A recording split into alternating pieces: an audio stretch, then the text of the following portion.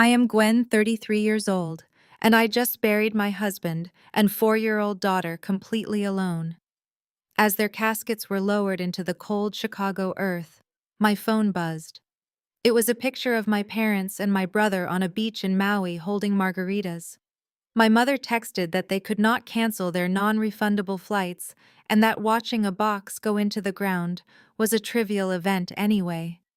I did not shed a single tear. Instead, I went home and prepared a financial trap that would leave them homeless and begging for mercy. Before I continue this story, let me know where you are watching from in the comments below. Hit like and subscribe if you believe toxic family members deserve exactly what is coming to them. The rain in Chicago was unforgiving that Tuesday afternoon. It came down in heavy, freezing sheets that soaked through my black wool coat and chilled me to the bone. I stood under a dark umbrella, staring at the two identical mahogany caskets resting over the open earth. Inside the larger one was Daniel, my brilliant and gentle 35-year-old husband, a university professor who had kissed me goodbye just 4 days ago. Inside the smaller one was Lily, my sweet 4-year-old daughter, whose laughter used to fill every corner of our home. A drunk driver running a red light had erased my entire universe in a fraction of a second. The cemetery was sparsely populated. A few of Daniel's colleagues from the university stood respectfully at a distance. Some neighbors from our block held each other under their umbrellas. But the front row of folding chairs under the green canopy, the seats reserved for the immediate family of the grieving widow, remained completely empty. My father Richard and my mother Beatrice were nowhere to be found. My older brother Cameron and his wife Jasmine were absent. I listened to the priest recite his final prayers, his voice competing with the sound of the harsh wind. My body felt numb, entirely disconnected from the reality unfolding before my eyes. As the cemetery workers moved into position to begin lowering the caskets, I felt a sharp vibration in my coat pocket. It was a notification from the group chat my mother had created years ago, ironically named Family First. I pulled my phone out with trembling fingers. The bright glow of the screen cut fiercely through the gray gloom of the cemetery. I opened the message and stared at a high-definition photograph. The image showed a pristine, sun-drenched beach in Maui. The water was a sparkling turquoise, and the white sand looked warm and inviting. In the center of the frame stood my father, my mother, my brother Cameron, and his wife Jasmine. Jasmine, a beautiful African-American woman who never missed an opportunity to showcase her expensive tastes, was wearing a brand new designer swimsuit and oversized sunglasses. They were all flashing wide, carefree smiles at the camera, raising massive, brightly colored margarita glasses in a cheerful toast. Beneath the photograph was a text message from my mother, Beatrice. I read the words once, and then I read them again, letting the sheer absurdity of the message wash over me. "Sorry, we could not cancel the trip, sweetie," the text began. "The flights were non-refundable, and you know how tight money is right now. Plus, Cameron has been so stressed with his startup company lately, he really needed to de-stress and get away. Lowering a box into the ground is just a trivial event anyway. Crying in the rain will not bring Daniel and Lily back. You need to be strong. We will mourn later when we get home." I stood completely still. The rain continued to batter my umbrella. A trivial event. My mother had just referred to the burial of her son-in-law and her only granddaughter as a trivial event.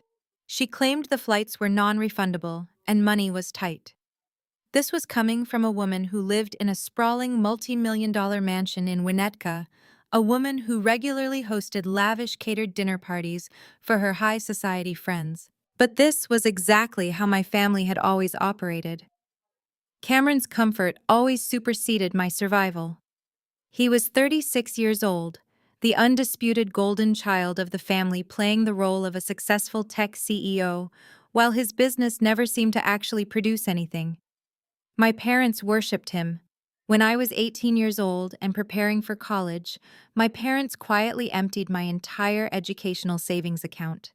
They used the funds to buy Cameron a brand new luxury car because he claimed his old sedan was embarrassing him in front of potential investors. I had to take out massive student loans and work night shifts just to pay for my accounting degree, while Cameron drove around the city on my dime. Jasmine fit perfectly into their dynamic.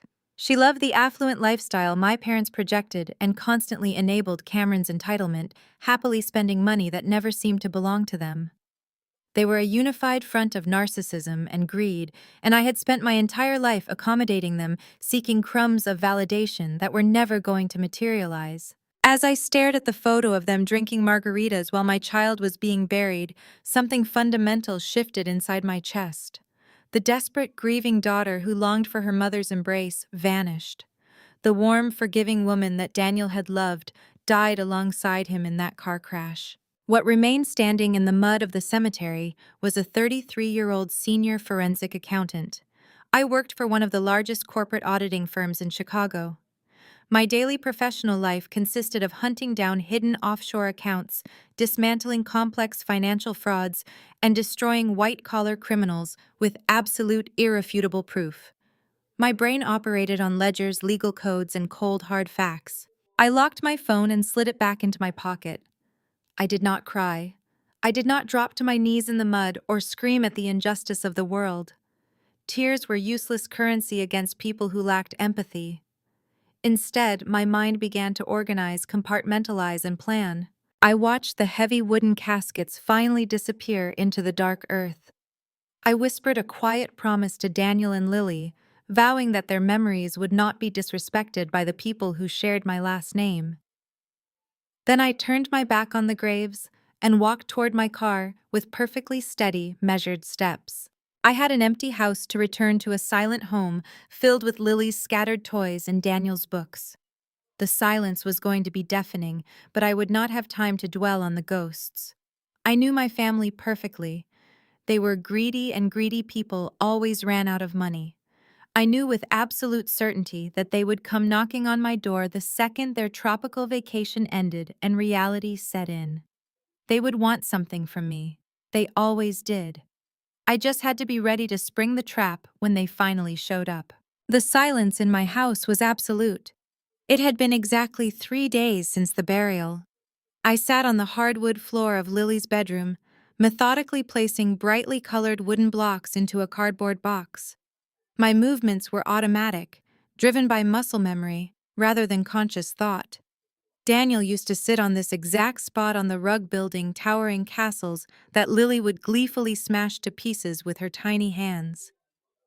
Now the room smelled faintly of lavender baby lotion and overwhelming emptiness.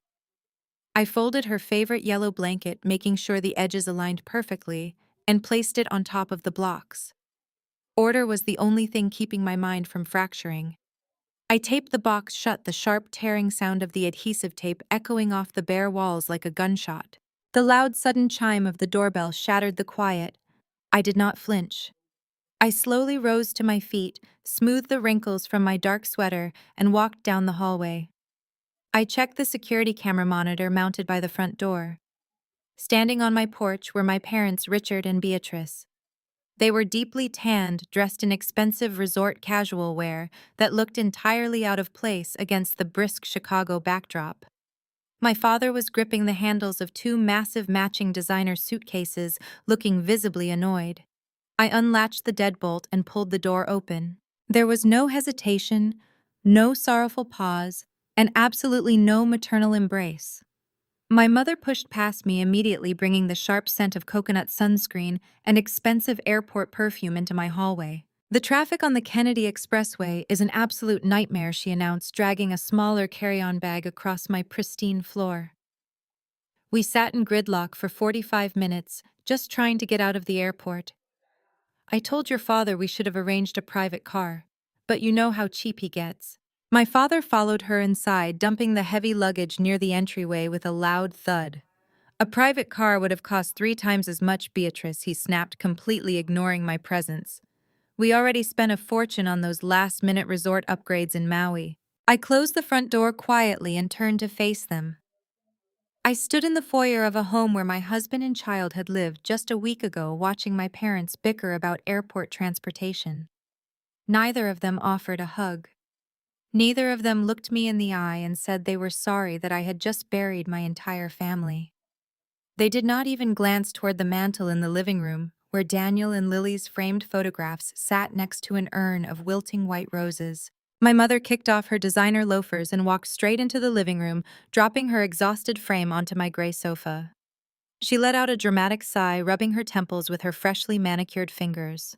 "The jet lag is absolutely killing me," she complained, resting her head against the cushions. "A 6-hour flight in a cramped cabin is torture. My back is completely locked up, and they messed up my dietary request on the plane. Do you have any sparkling water, Gwen? My throat is incredibly dry."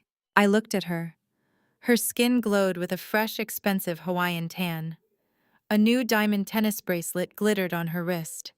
She looked rested, vibrant, and completely inconvenienced by her current surroundings. I did not go to the kitchen.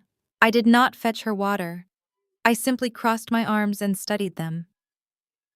In my profession as a forensic accountant, I was trained to detect anomalies, to look for the missing variables in a spreadsheet that proved someone was committing fraud. Looking at my parents, the missing variable was basic human decency. They had just returned from a luxury vacation while I was selecting coffins, and they expected me to play the gracious hostess. My father walked into the living room and sat heavily in the armchair opposite my mother. He pulled out his phone, checking his emails with a deep scowl. "Cameron is having a total meltdown," Richard muttered aggressively, tapping the screen. "He and Jasmine are still at the airport, waiting for their connecting flight. Jasmine's luggage got misplaced by the airline, and she is throwing an absolute fit. Cameron has been texting me non-stop since we landed. His investors are breathing down his neck, and he cannot handle the pressure." "Oh, poor Cameron." My mother sighed, finally opening her eyes to look at me. "Your brother carries so much weight on his shoulders. Running a tech company is incredibly taxing. You really should call him and see how he's doing, Gwen. He could use some family support right now." Support. The word hung in the air, heavy and ridiculous. I remained rooted to the floor, my expression perfectly blank. I was a spectator watching a poorly written play. "You want me to call Cameron to check on his misplaced luggage?" I stated. My voice was level, carrying no inflection whatsoever. My mother waved her hand dismissively. "Well, not just the luggage. His stress levels are through the roof. We all need to pull together right now." My father put his phone away and leaned forward, resting his elbows on his knees. He finally looked directly at me. His eyes did not hold a single trace of fatherly warmth. They were calculating, assessing me the way a ruthless businessman evaluates a distressed asset. "Your mother is right," Richard said, his tone shifting into his practiced, authoritative boardroom voice. "Family needs to pull together during difficult times. And speaking of difficult times, we actually came straight here from the airport because we need to discuss a rather urgent matter with you." He paused, adjusting his expensive watch. I knew that tell. It was the physical gesture he always made right before he asked for money. He was about to make his move. He was sitting in a house shadowed by death, completely unbothered by the tragedy that had occurred, preparing to extract whatever value he could find. "We need to talk about Daniel's arrangements," he continued, completely misreading my silence as submission. "More specifically, we need to talk about the financial situation going forward." I maintained my silence, letting his words hang in the cold air of my living room. Financial situation going forward. The sheer audacity of the phrase was almost clinical. Richard leaned back in the armchair, crossing his legs with the casual arrogance of a man who believed he owned the room. "I know Daniel was meticulous about his planning," my father began. "He was a university professor, sure, but he was practical. I happen to know he carried a substantial life insurance policy. A policy that pays out directly to you." I did not confirm or deny. I just watched his jaw work as he prepared his pitch. "Cameron is on the verge of a massive breakthrough with his software platform," Richard continued, gesturing with his hands. "He has major venture capitalists lining up for the next funding round. But bridging the gap between Q3 and Q4 has created some minor cash flow issues. It is completely normal for a tech startup in the scaling phase." "Minor cash flow issues," I repeated. My voice was completely flat. "Exactly," Beatrice chimed in, shifting her weight on my sofa. "Your brother just needs a bridge loan to keep the servers running, and the developers paid until the venture capital clears. It is a temporary situation. And you came to my house 3 days after I buried my husband and child to ask me to fund this bridge loan, I stated. We are asking you to do your duty to the family, Richard corrected sharply, clearly irritated by my lack of immediate compliance. We need a cashier check or a direct wire transfer for $150,000. It is a fraction of what Daniel Policy will pay out. You will not even miss it. $150,000, the exact price tag they had placed on my grief. Beatrice leaned forward, adjusting her diamond tennis bracelet. She arranged her face into an expression of practiced artificial sympathy.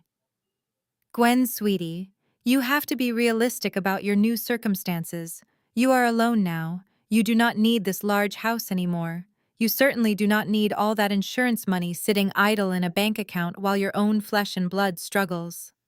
Cameron is building a legacy for our family name. Jasmine is standing by him, supporting him through this stressful expansion. They need our backing. She actually smiled at me, a tight, terrifying curve of her lips. This tragedy is awful, yes. But the money from Daniel Policy can serve a greater purpose now. It can save your brother company. You should view this as a blessing. Daniel would have wanted to help the family. My blood turned to absolute ice. The mention of Daniel's name in her mouth felt like a desecration. Daniel had despised Cameron. My husband had spent hours holding me while I cried over my parents' constant emotional neglect. Daniel knew exactly who these people were. I looked from my mother to my father. They were completely serious. They had spent their flight back from Maui calculating the exact payout of my dead husband's life insurance and determining how much of it they could siphon to fund my brother's fraudulent lifestyle. They did not see a grieving widow. They saw an unencumbered cash machine. 150,000, I said slowly, testing the weight of the number. You want me to wire $150,000 to Cameron's startup? Today, Richard emphasized, pulling a folded sheet of paper from the inside pocket of his resort blazer. I brought the corporate account routing numbers. If you initiate the wire transfer before 3 o'clock, the funds will clear by tomorrow morning. That will stop the vendors from freezing Cameron operations. He placed the paper on my coffee table right next to a silver-framed photograph of Lily laughing at the zoo. He did not even look at the picture. I stared at the piece of paper. As a forensic accountant, I knew exactly what $150,000 represented to a failing startup. It was not a bridge loan. It was a desperate attempt to plug a massive hemorrhaging hole in an already sunken ship. Cameron and Jasmine had been living far beyond their means for years. They drove imported cars, dined at Michelin-starred restaurants, and took lavish vacations, all funded by a company that had yet to release a single viable product to the market. I had suspected for a long time that Cameron was cooking his books. My parents were either too stupid to realize it or too arrogant to care. Let me make sure I understand this, I said, taking a step toward the coffee table. You skipped the funeral. You flew to Maui. You drank margaritas on the beach while I stood in the freezing rain and watched the two people I loved most in the world get lowered into the dirt.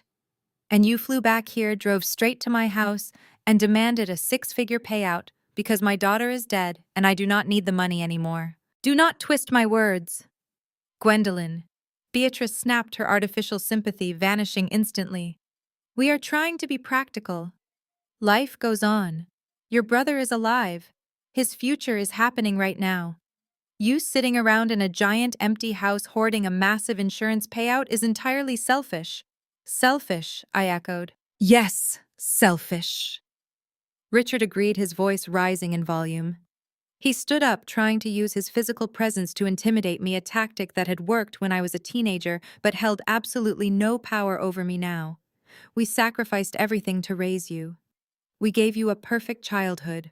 Now your brother needs capital and you have liquid assets just sitting there. You will write the check, Gwen. You will do it today. It is the least you can do after bringing this dark cloud over the family. A dark cloud.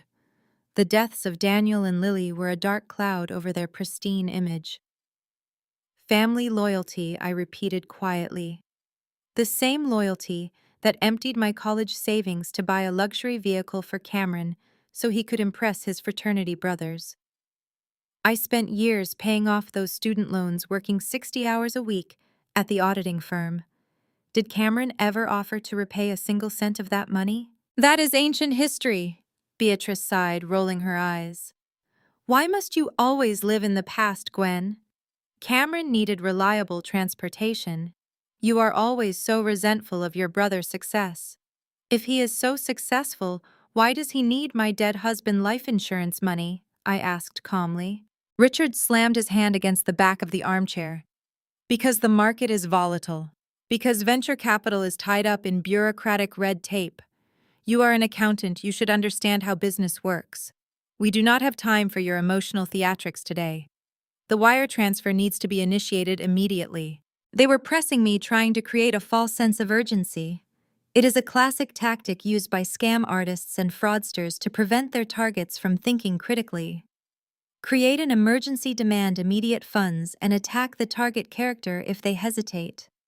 My own parents were running a textbook pressure scam on me inside my own living room. I looked down at the piece of paper resting on my coffee table. The routing number for Cameron's corporate account stared back at me, a string of digits representing my family's bottomless greed. Richard and Beatrice watched me with predatory anticipation. In their minds, the transaction was already complete. They had issued a command, and they fully expected their scapegoat daughter to obey, just as I had obeyed their demands for my entire childhood. I reached out and picked up the paper. My father nodded, a self-satisfied smirk touching the corners of his mouth. My hands moved with deliberate mechanical precision. I tore the paper straight down the middle. The sharp, ripping sound echoed loudly in the quiet living room. My mother gasped. I placed the two halves together and tore them again, reducing Cameron's financial lifeline to useless confetti. I opened my hand and let the pieces flutter down onto the hardwood floor, landing right beside my mother's designer loafers. No, I said. The word was entirely flat. It contained no anger, no sorrow, and absolutely no room for negotiation. Richard's smirk vanished. The blood drained from his face before rushing back in a dark, furious red. "What the hell do you think you are doing?" he demanded, stepping toward me. "I am saying no," I replied, holding my ground. "You are not getting a single cent from me. Not today, not tomorrow, not ever." Beatrice shot up from the sofa, her face twisted into a mask of ugly, unfiltered entitlement. "You ungrateful, selfish little brat. How dare you speak to your father that way? We came here to offer you a chance to do something good with that money to help your own brother, and you throw it in our faces. You have always been like this, Gwen. Always jealous, always bitter, always holding on to things that do not matter. You are hoarding dead money while the living members of this family are trying to build a future." Dead money. She had actually used those words. I took a step closer to her. My voice dropped to an icy, lethal register, a tone I usually reserve for hostile corporate audits. "You skipped my husband and child's funeral to get a tan," I said, enunciating every single syllable with razor-sharp clarity. "You chose to sit on a beach in Maui drinking liquor with your fraudulent son and his gold-digging wife, while I watched two caskets sink into the freezing mud. And now you have the sheer audacity to walk into my house and demand their blood money to fund Cameron's failing company." "We had non-refundable tickets!" Beatrice shrieked, taking a step back as if my words physically struck her. I did not let her finish. I advanced again, backing her toward the foyer. "You want to talk about being selfish?" I continued, my voice echoing off the high ceilings. "Let us talk about 15 years ago. Let us talk about how you drained my entire college fund, $50,000 that I earned and saved, to buy Cameron a brand new BMW so he could look rich for his fraternity brothers. You stole my future to fund his ego. You have been stealing from me my entire life. But you will not touch Daniel and Lily. Their memory is not your personal ATM." Richard stepped between us, puffing out his chest. "That is enough. You will not disrespect your mother in this manner. Cameron is your brother. Jasmine is your sister-in-law. We are your family." I turned my cold gaze to him. "You are not my family. Family shows up when your world ends. Family does not ask you to finance a scam with your dead husband's life insurance." You are just two grifters who happen to share my DNA. I marched past them, walked straight to the front door, and yanked it open. The biting Chicago wind whipped into the hallway, swirling around my parents' expensive resort wear. "Get out," I ordered, pointing a rigid finger toward the freezing street. "Gwendolyn, be reasonable," Richard growled, though I could see a flicker of genuine panic in his eyes now. He was realizing that his usual intimidation tactics were completely failing. "If you do not help Cameron today, his company goes under. Do you want his ruin on your conscience?" "I want him to burn," I stated flatly. "And if he comes near me, I will light the match myself. Now get your luxury luggage off my floor and get off my property before I call the police and have you both arrested for trespassing." Beatrice grabbed her small bag, her hands shaking with fury. "You are going to regret this," she spat, her voice trembling with venom. "You are entirely alone now, Gwen. When you finally realize how badly you need us, do not bother calling. We are washing our hands of you." I did not flinch. "Do not threaten me with exactly what I want." Richard grabbed the two heavy suitcases, his face a mask of pure hatred. "You are making a massive mistake. You have no idea what you are dealing with. We will see you in probate court. Cameron is not going to just let this go." They dragged their luggage out onto the porch, struggling against the freezing wind. I did not wait for them to reach the sidewalk. I slammed the heavy wooden door shut. I engaged the deadbolt with a loud, satisfying click. I fastened the chain lock. I leaned my back against the solid wood of the door and closed my eyes. The house was dead quiet once again. My heart was pounding a steady, rhythmic drumbeat against my ribs, but my hands were completely still. I had expected to feel a sense of profound loss, a crushing wave of grief at officially severing ties with my parents. Instead, I felt an intense burning clarity. They had threatened me with probate court. Richard's parting words echoed in my mind. He was far too confident. A normal person would not threaten probate court over a life insurance policy that clearly designated the surviving spouse as the sole beneficiary. Life insurance bypasses probate entirely. Unless, of course, they had already set some sort of legal machinery in motion behind my back. My parents were arrogant, but they rarely made empty threats when money was involved. They had flown back from Maui with a specific dollar amount in mind and a routing number already printed out. They were desperate, and desperate people always leave a paper trail. I opened my eyes and looked at the shredded pieces of the routing number resting on the hardwood floor. My grief had temporarily paralyzed me, but their sheer greed had just brought me back to life. I pushed myself off the door and walked toward my home office. I needed my laptop. I needed my banking tokens. I was going to find out exactly what Cameron and my parents were hiding, and then I was going to dismantle their entire lives piece by piece. The next morning, the Chicago wind felt like shattered glass against my face as I walked up the granite steps of the First Illinois Bank. I carried a sleek leather folder containing 2 certified death certificates, my marriage license, and the payout authorization forms for Daniel life insurance policy. I had spent the entire night tearing through our digital records, securing my passwords, and analyzing every transaction my husband and I had made over the past 5 years. There was not a single discrepancy. Our finances were a fortress. I bypassed the main teller line and walked directly toward the glass-enclosed offices reserved for private wealth management. David Mitchell, a senior branch manager who had overseen my joint accounts with Daniel since we bought our first home, stood up immediately when he saw me approach. David was a consummate professional, usually quick with a warm smile and a firm handshake, but today his face was completely drained of color. He looked physically ill. I stepped into his office and closed the glass door, shutting out the ambient noise of the lobby. I placed my leather folder on his desk, aligning the edges perfectly parallel to his keyboard. "I am here to process the insurance payout and transfer the funds from the joint checking into my individual account," I said, keeping my voice purely transactional. "I also need to verify that the auto drafts for the funeral home and the cemetery plot have cleared." David did not reach for the folder. He swallowed hard, his eyes darting from the documents to his computer monitor, then finally up to my face. "Gwen," he started, his voice thick with deep discomfort. I am so incredibly sorry for your loss. I truly am. But I have a massive problem here, and I do not know how to tell you this. I sat down in the leather chair opposite him, crossing my legs. I deal with financial disasters for a living, David.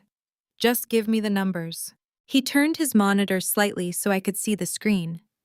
Across our primary checking savings and the holding account designated for the insurance payout, bold red banners flashed the same word: restricted. I cannot process a single transfer, Gwen David said quietly, his tone laced with genuine apology. I cannot even authorize the funeral home payments. Your accounts are under a hard freeze.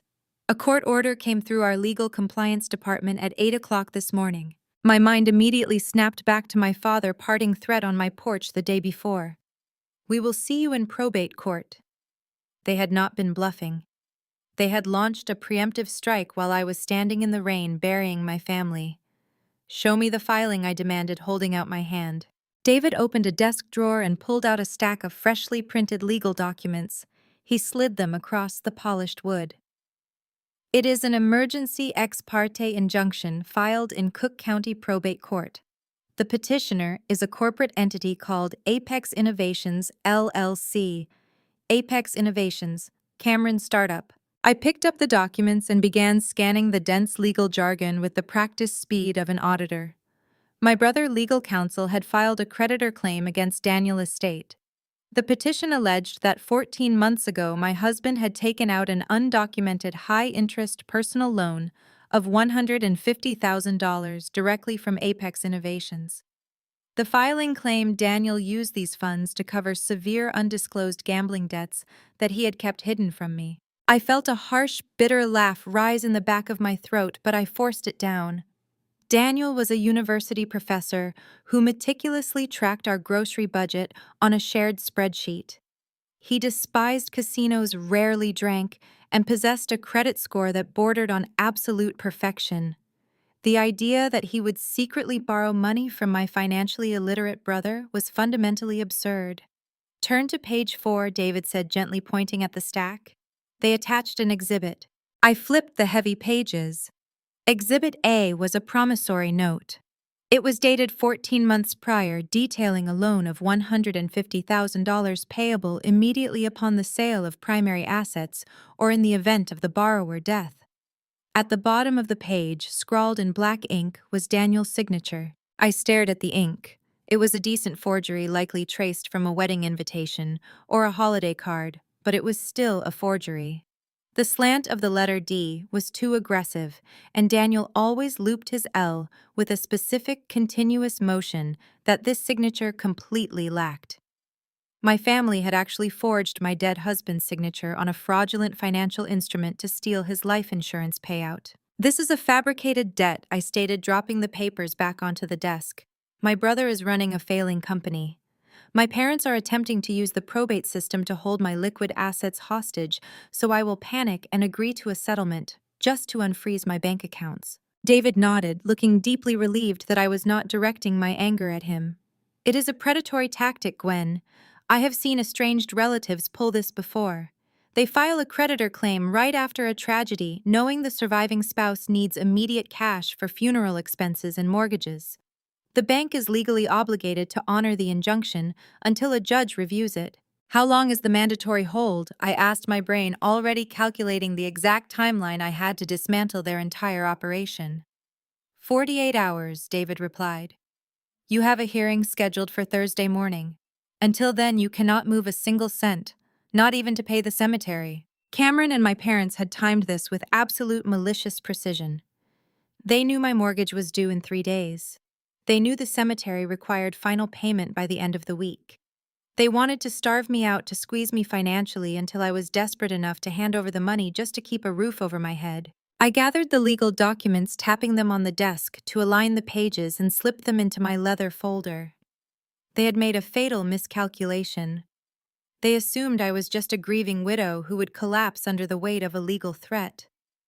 They forgot that I spent my entire career tearing apart fraudulent corporations and sending white-collar criminals to federal prison. Thank you for your transparency, David, I said, standing up and smoothing my coat. Do not worry about the funeral payments. I have an independent emergency fund they do not know about. Just keep me updated if their counsel tries to submit any further documentation. Gwen. David called out as I reached for the door handle. Be careful. Whoever drafted this injunction knows exactly how to manipulate the probate system. They are playing dirty. I looked back at him, my expression completely hollowed out, devoid of anything resembling fear or surrender. They are playing dirty, I agreed, my voice dropping to a terrifying whisper. But they just invited a forensic accountant to audit their lives. By the time I am finished with them, they will wish they had stayed in Maui. I walked out of the bank and stepped back into the freezing wind. The clock was ticking. I had exactly 48 hours to unearth every single financial sin my brother and my parents had ever committed. I pulled my car keys from my pocket, my mind already building a systematic blueprint for their total destruction. I sat in the driver's seat of my sedan, letting the freezing Chicago air seep through the windows while my engine idled. My hands gripped the steering wheel so tightly my knuckles were completely white. I needed a moment to process the absolute audacity of the probate injunction. My brother had forged my dead husband's signature, and my parents had fully endorsed the crime. They had declared war. Before I could shift the car into drive, my phone lit up on the passenger seat. The screen displayed an incoming FaceTime call from Jasmine. Under normal circumstances, I would have sent the call straight to voicemail. I had zero desire to speak to my sister-in-law. But my professional training kicked in. When a fraudster reaches out voluntarily, you always answer. Arrogance makes people talkative, and talkative people make mistakes. I reached over, swiped the screen to accept the call, and instantly hit the screen record button on my device. Jasmine's face filled the screen, perfectly illuminated by a professional ring light. She was lounging in what appeared to be a VIP private shopping suite, likely at one of the high-end boutiques on the Magnificent Mile. She looked immaculate. Her hair was styled in flawless sweeping waves, and she wore a brand new, cream-colored Chanel silk blouse. The backdrop behind her was a blur of expensive leather goods and crystal chandeliers. The sheer opulence of her surroundings was a grotesque contrast to the cold gray interior of my car and the black morning clothes I was wearing. "Gwen, sweetie, I am so glad you answered," Jasmine said. Her voice dripped with a sickening, honeyed sweetness that felt entirely rehearsed. I did not say a word. I kept my face perfectly still, a blank canvas staring back at her through the camera lens. Jasmine let out a soft theatrical sigh, adjusting her phone so a massive diamond ring flashed in the frame. "I heard about the bank accounts being frozen this morning. I actually told Cameron to give you a heads up, but he is just so hurt by how aggressively you treated your parents yesterday. Kicking them out into the cold was a bit much, Gwen. They were only trying to help you manage your new reality." My silence clearly unsettled her for a fraction of a second, but her ego quickly compensated. She leaned closer to her phone, adopting a patronizing, faux sympathetic tone that made my blood run cold. "Listen, I am calling woman to give you some friendly advice," Jasmine continued. "Just give up the money, Gwen. Cameron is just taking back what is rightfully his. Daniel borrowed that cash, and debts do not just disappear because of a tragic accident. Do not make this ugly. You are grieving and confused right now. You are lashing out at the only people who actually care about your well-being. Fighting this in probate court will take years and you will lose. Just sign the settlement paperwork when our lawyer sends it over today." I analyzed her face. There was no grief for Daniel or Lily. There was only the ruthless, impatient entitlement of a woman waiting for a payday. "You claim Daniel borrowed $150,000 from Apex Innovations 14 months ago," I stated, keeping my voice entirely devoid of emotion. "Exactly." Jasmine nodded quickly, looking relieved that I was finally speaking. "He needed the money, and Cameron was generous enough to provide it out of the company reserves. We are simply recalling the loan." "It is fascinating that Cameron Company is so wildly successful," I noted, casually adjusting my rearview mirror. "Especially since my father stood in my living room yesterday, claiming Apex Innovations was facing minor cash flow issues and desperately needed my money to pay vendors today." Jasmine scoffed, waving her manicured hand dismissively. She took the bait without a second thought. Oh, please. Your father exaggerates everything. Apex is doing remarkably well. We have millions in investor capital backing us. Cameron just closed another massive funding round last week. The business is practically printing money. She smiled a wide, triumphant expression and shifted her phone again. In fact, Cameron just surprised me this morning with an early anniversary gift to prove how well we are doing. Jasmine flipped her camera view. The screen showed a pristine glass-topped display table inside the boutique.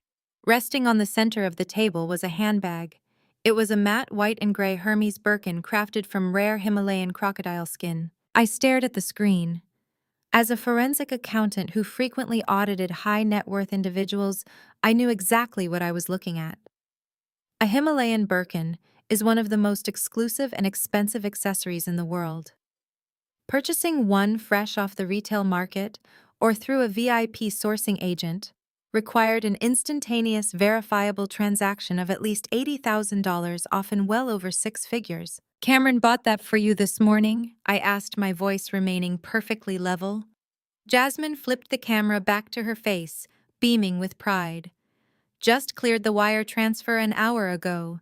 He said we needed something beautiful to celebrate our success, especially amidst all this family tragedy. It is nice to have a husband who actually knows how to provide. My mind locked onto the critical data point. I needed her to confirm the source of the funds. That is quite the extravagant purchase for a Tuesday morning, I observed. Did Cameron have to liquidate personal stocks for a wire transfer that large, or did he wire the funds directly from the Apex corporate account? Jasmine laughed, completely oblivious to the legal trap closing around her ankles. She leaned in close to the microphone. Of course he used the corporate account. That is the whole point of being the CEO, Gwen. The company takes care of its executives. It is categorized as an executive retention bonus. Anyway, I have to get back to my fitting. Be smart about the settlement. Buy yourself something nice with whatever insurance money you have left over. She ended the call. The screen went black. I sat in the freezing car, the silence rushing back in. I hit save on the screen recording. Jasmine had just handed me the key to their entire destruction. She had openly admitted on a recorded line that Cameron was using the Apex Innovations corporate account to wire tens of thousands of dollars for luxury personal goods. This was textbook commingling of corporate and personal assets.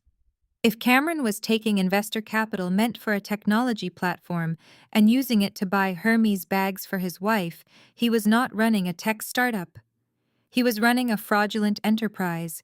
He was committing wire fraud and embezzlement. The pieces snapped together with terrifying clarity. The $150,000 they demanded from me was not a bridge loan to pay software developers. They were likely being threatened by an early investor who had realized the company was a scam and was demanding their money back. My parents and my brother had targeted Daniel life insurance payout to cover up a federal crime. I turned the key in the ignition. The engine roared to life, blasting hot air into the cabin. I shifted the car into drive and pulled away from the bank. I was going home to my multi-monitor workstation. It was time to pull the public filings for Apex Innovations. It was time to follow the money. I drove back to my empty house in silence. The gray Chicago afternoon had bled into a freezing, pitch-black evening. I pulled into the driveway, killed the engine, and sat in the dark for precisely 60 seconds. I allowed myself one final jagged breath of sorrow. Then I wiped the last stray tear from my cheek. I was done crying. Crying was a passive reaction to trauma. I preferred active demolition. I unlocked the front door and walked past the moving boxes in the hallway. I ignored the crushing silence of the living room. I bypassed the kitchen completely and walked straight down the corridor to the third bedroom. We had converted this space into my home office 2 years ago. I unlocked the heavy oak door, stepped inside, and flipped the light switch. 3 32-inch curved monitors instantly flickered to life on my massive standing desk. The soft, mechanical hum of the computer processor filled the room. I took off my black morning coat and tossed it onto the leather sofa in the corner. I sat down in my ergonomic chair and placed my hands on the mechanical keyboard. In the corporate world, multinational auditing firms charge thousands of dollars an hour for the exact skills I possess. I am a senior forensic accountant. I hunt down hidden assets, dismantle complex financial frauds, and drag white-collar criminals into the harsh light of federal prosecution.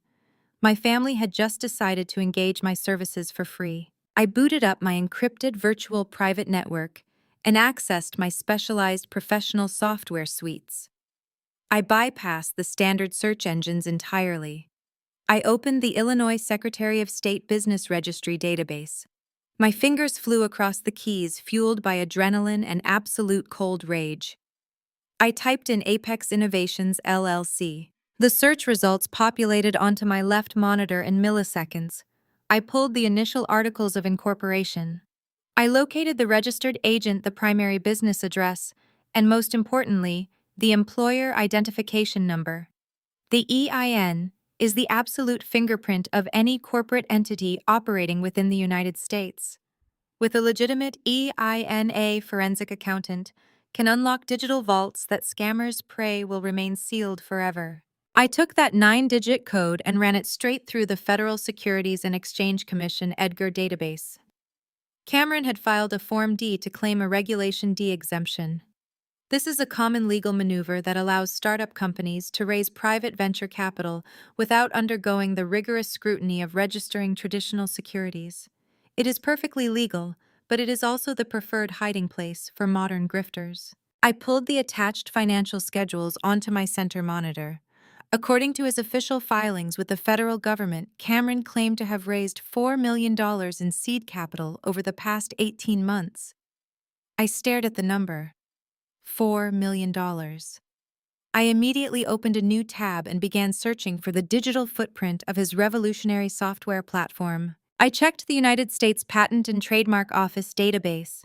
There were no patents filed under Apex Innovations. There were no proprietary trademarks registered. I ran a deep web search through developer forums, coding repositories, and tech industry job boards. There was zero activity. A technology startup with $4 million in capital funding, but absolutely no software engineers on payroll is not a technology company.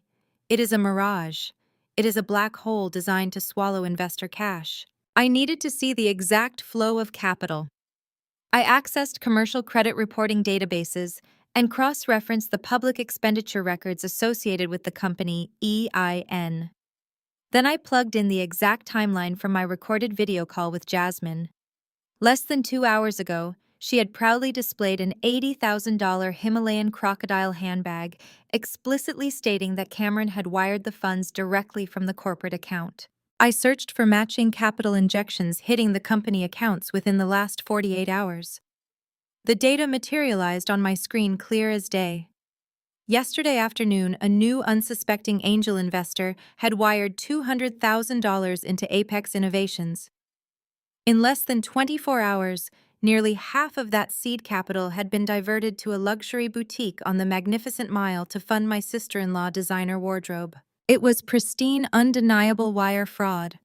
Cameron was not building a business. He was running a textbook Ponzi scheme, using fresh investor capital to fund an extravagant personal lifestyle while desperately trying to keep the illusion alive. But Ponzi schemes are fragile. They operate on a strict timer. The pyramid only collapses when an early investor demands their money back and the cash pool is completely dry.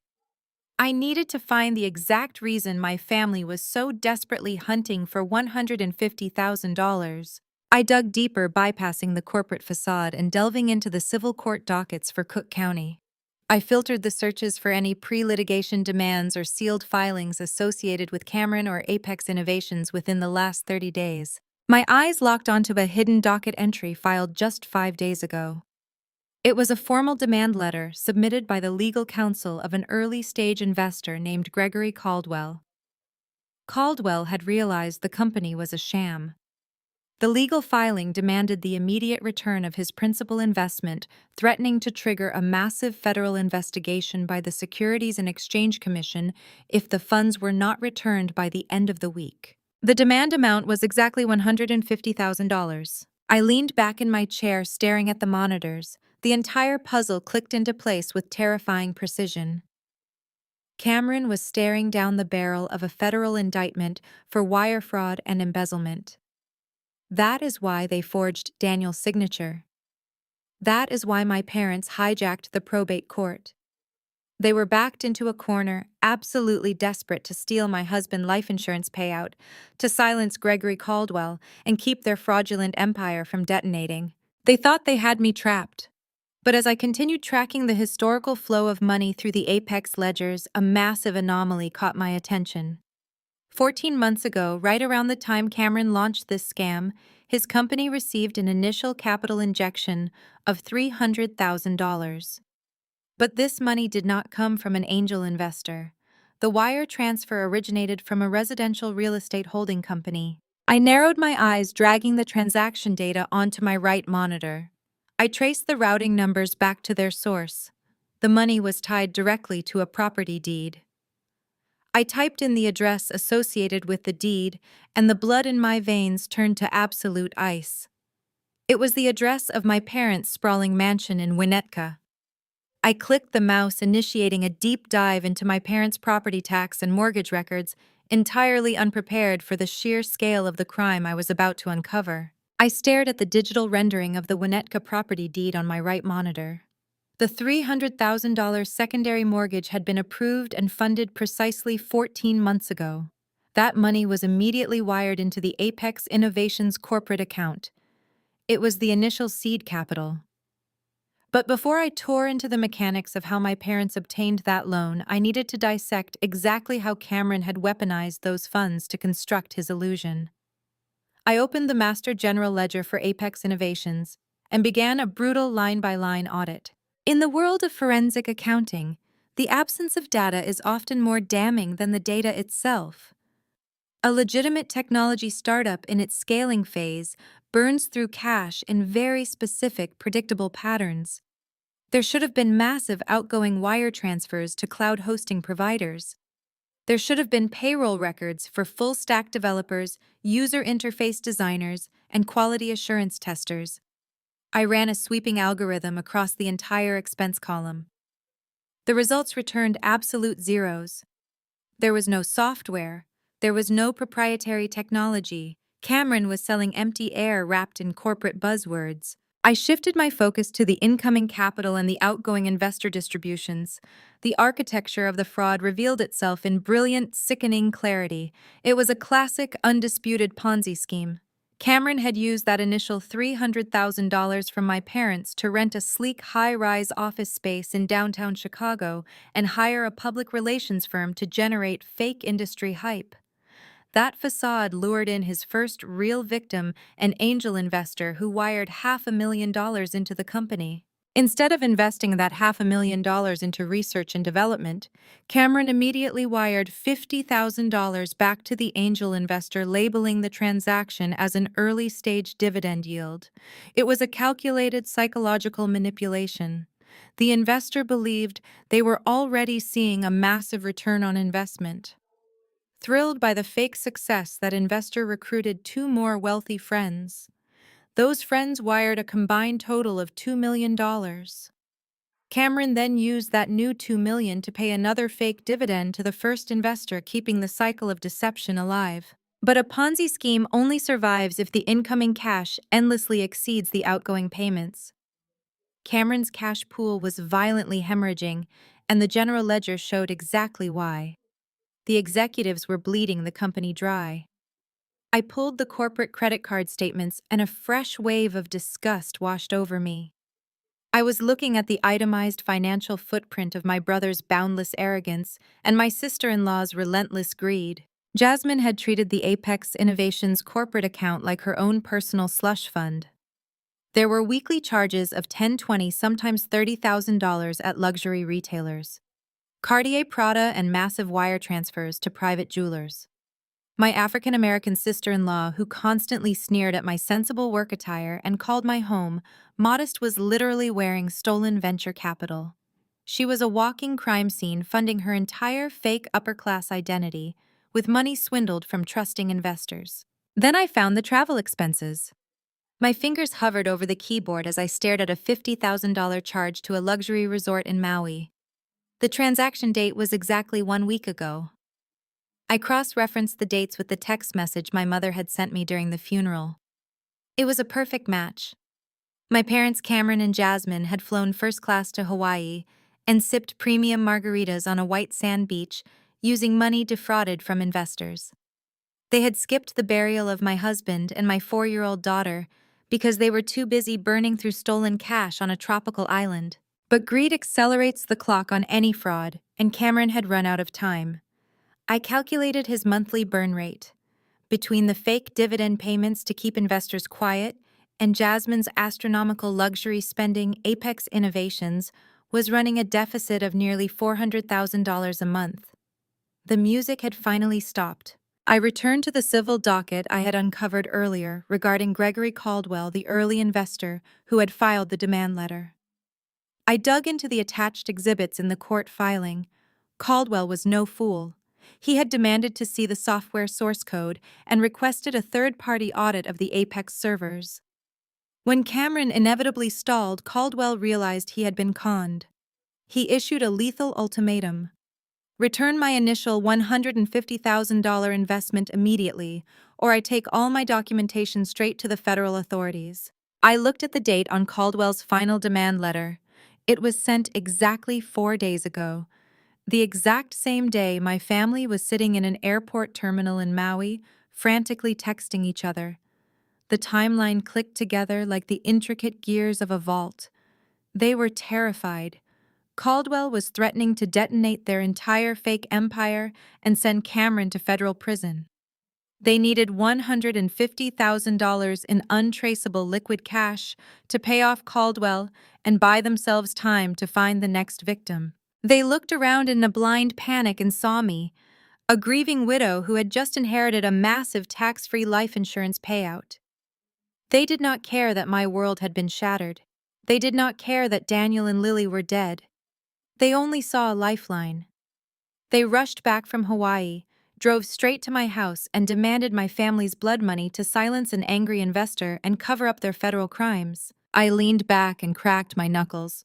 The wire fraud and embezzlement charges alone would put Cameron and Jasmine behind bars for a decade.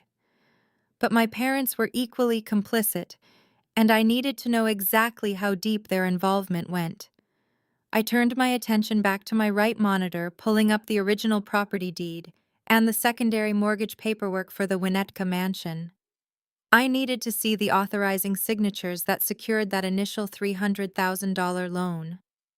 I clicked on the digital PDF file, completely unaware that the darkest, most unforgivable betrayal was still waiting to be uncovered. The digital PDF file rendered on my right monitor in sharp, high-resolution contrast. It was a standardized commercial lending agreement, specifically a massive home equity line of credit filed against the Winnetka mansion. The principal loan amount was a staggering $300,000. I verified the execution date at the top of the first page. It was signed and funded exactly 24 months ago. I leaned back in my ergonomic chair, crossing my arms. Something was fundamentally wrong with this picture. I knew my parents' financial habits intimately. Richard and Beatrice were obsessed with projecting the illusion of generational wealth. They drove leased Mercedes sedans and hosted catered galas, but they were utterly allergic to genuine fiscal responsibility.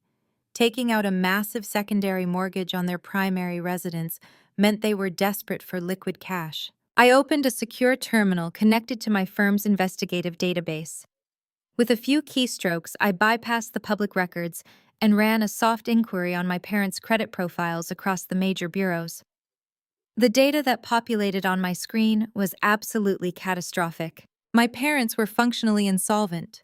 Their FICO scores hovered in the abysmal low 500s. They had maxed out 6 different platinum credit cards.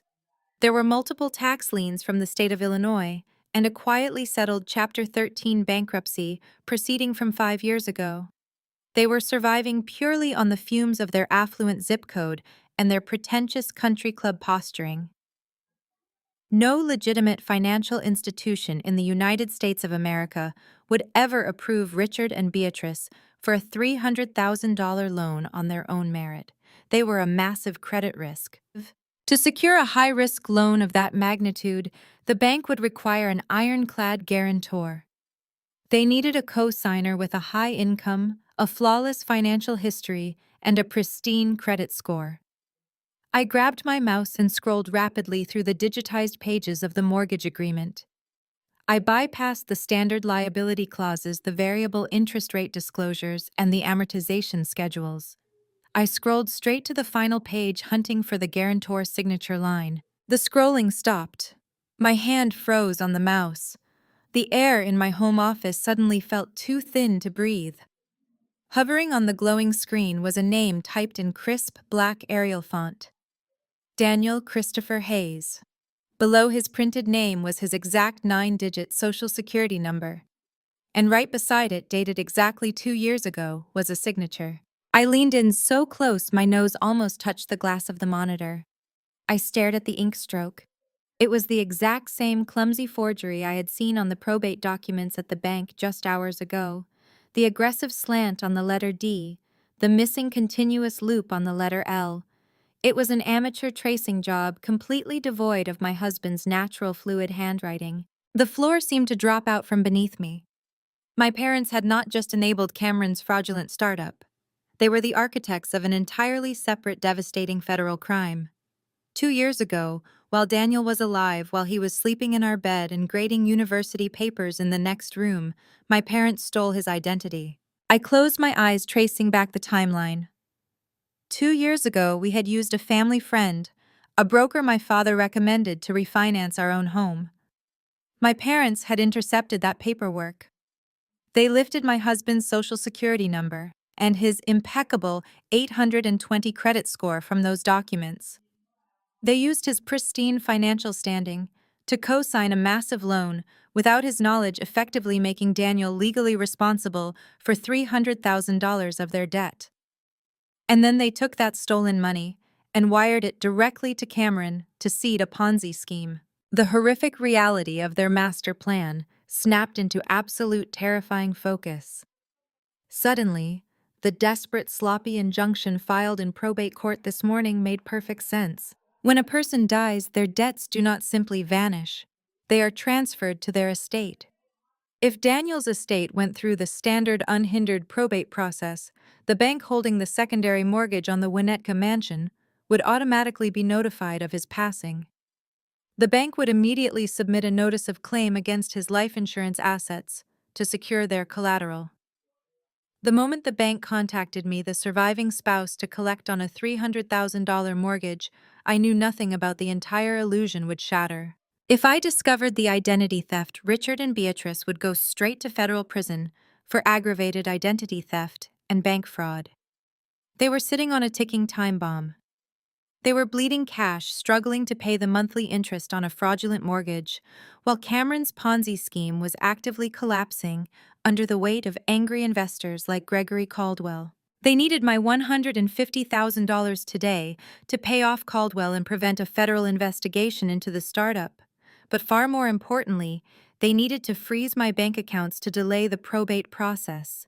By trapping my assets in litigation, they were trying to force me into a blind, panic-driven settlement. They needed to control the estate before I ever saw the hidden liabilities. They had used my dead husband as a human shield for their financial crimes. They dragged his spotless name into the mud to fund Jasmine's designer handbags and their own tropical vacations. And when he died in a horrific car crash alongside our 4-year-old daughter, they did not mourn. They panicked about their mortgage fraud being exposed and immediately plotted to loot his death benefits. I sat in the blue glow of my monitors. My hands were not shaking. My heart was not racing. The crushing, paralyzing grief that had suffocated me at the cemetery was completely gone. I had moved entirely beyond anger, entering a state of absolute surgical precision. I was no longer looking at my family. I was staring at the digital footprint of a criminal syndicate masquerading as suburban elites. Aggravated identity theft is a felony. Bank fraud is a felony. Wire fraud is a felony. Forging signatures on federal financial instruments carries mandatory minimum sentencing. They were looking at decades behind bars. I saved the PDF to my encrypted hard drive. I pulled the credit reports, the false signatures, and the wire transfers routing the stolen mortgage funds straight to Cameron's fake startup. I meticulously cataloged every piece of data, time-stamped the files, and backed everything up across 3 secure cloud-based servers. I looked at the silver-framed photograph of Daniel and Lily on my desk. They were my whole world. The people who shared my blood chose to exploit their tragic deaths for a payout. They thought they were untouchable because they hid behind manicured lawns and country club memberships. They thought I would cower and write a check. I pressed print. The heavy-duty laser printer in the corner of my office hummed to life, methodically spitting out page after page of undeniable lethal evidence. The trap was now fully constructed, armed with federal crimes and paper trails. All I had to do was wait for them to walk right into the center of it. I stared at the blinking cursor on my monitor, the weight of the forged signature burning itself into my retina. I did not scream. I did not throw the framed photograph of Lily and Daniel across the room. Emotional outbursts were for people who lacked leverage. I possessed something far more destructive than anger.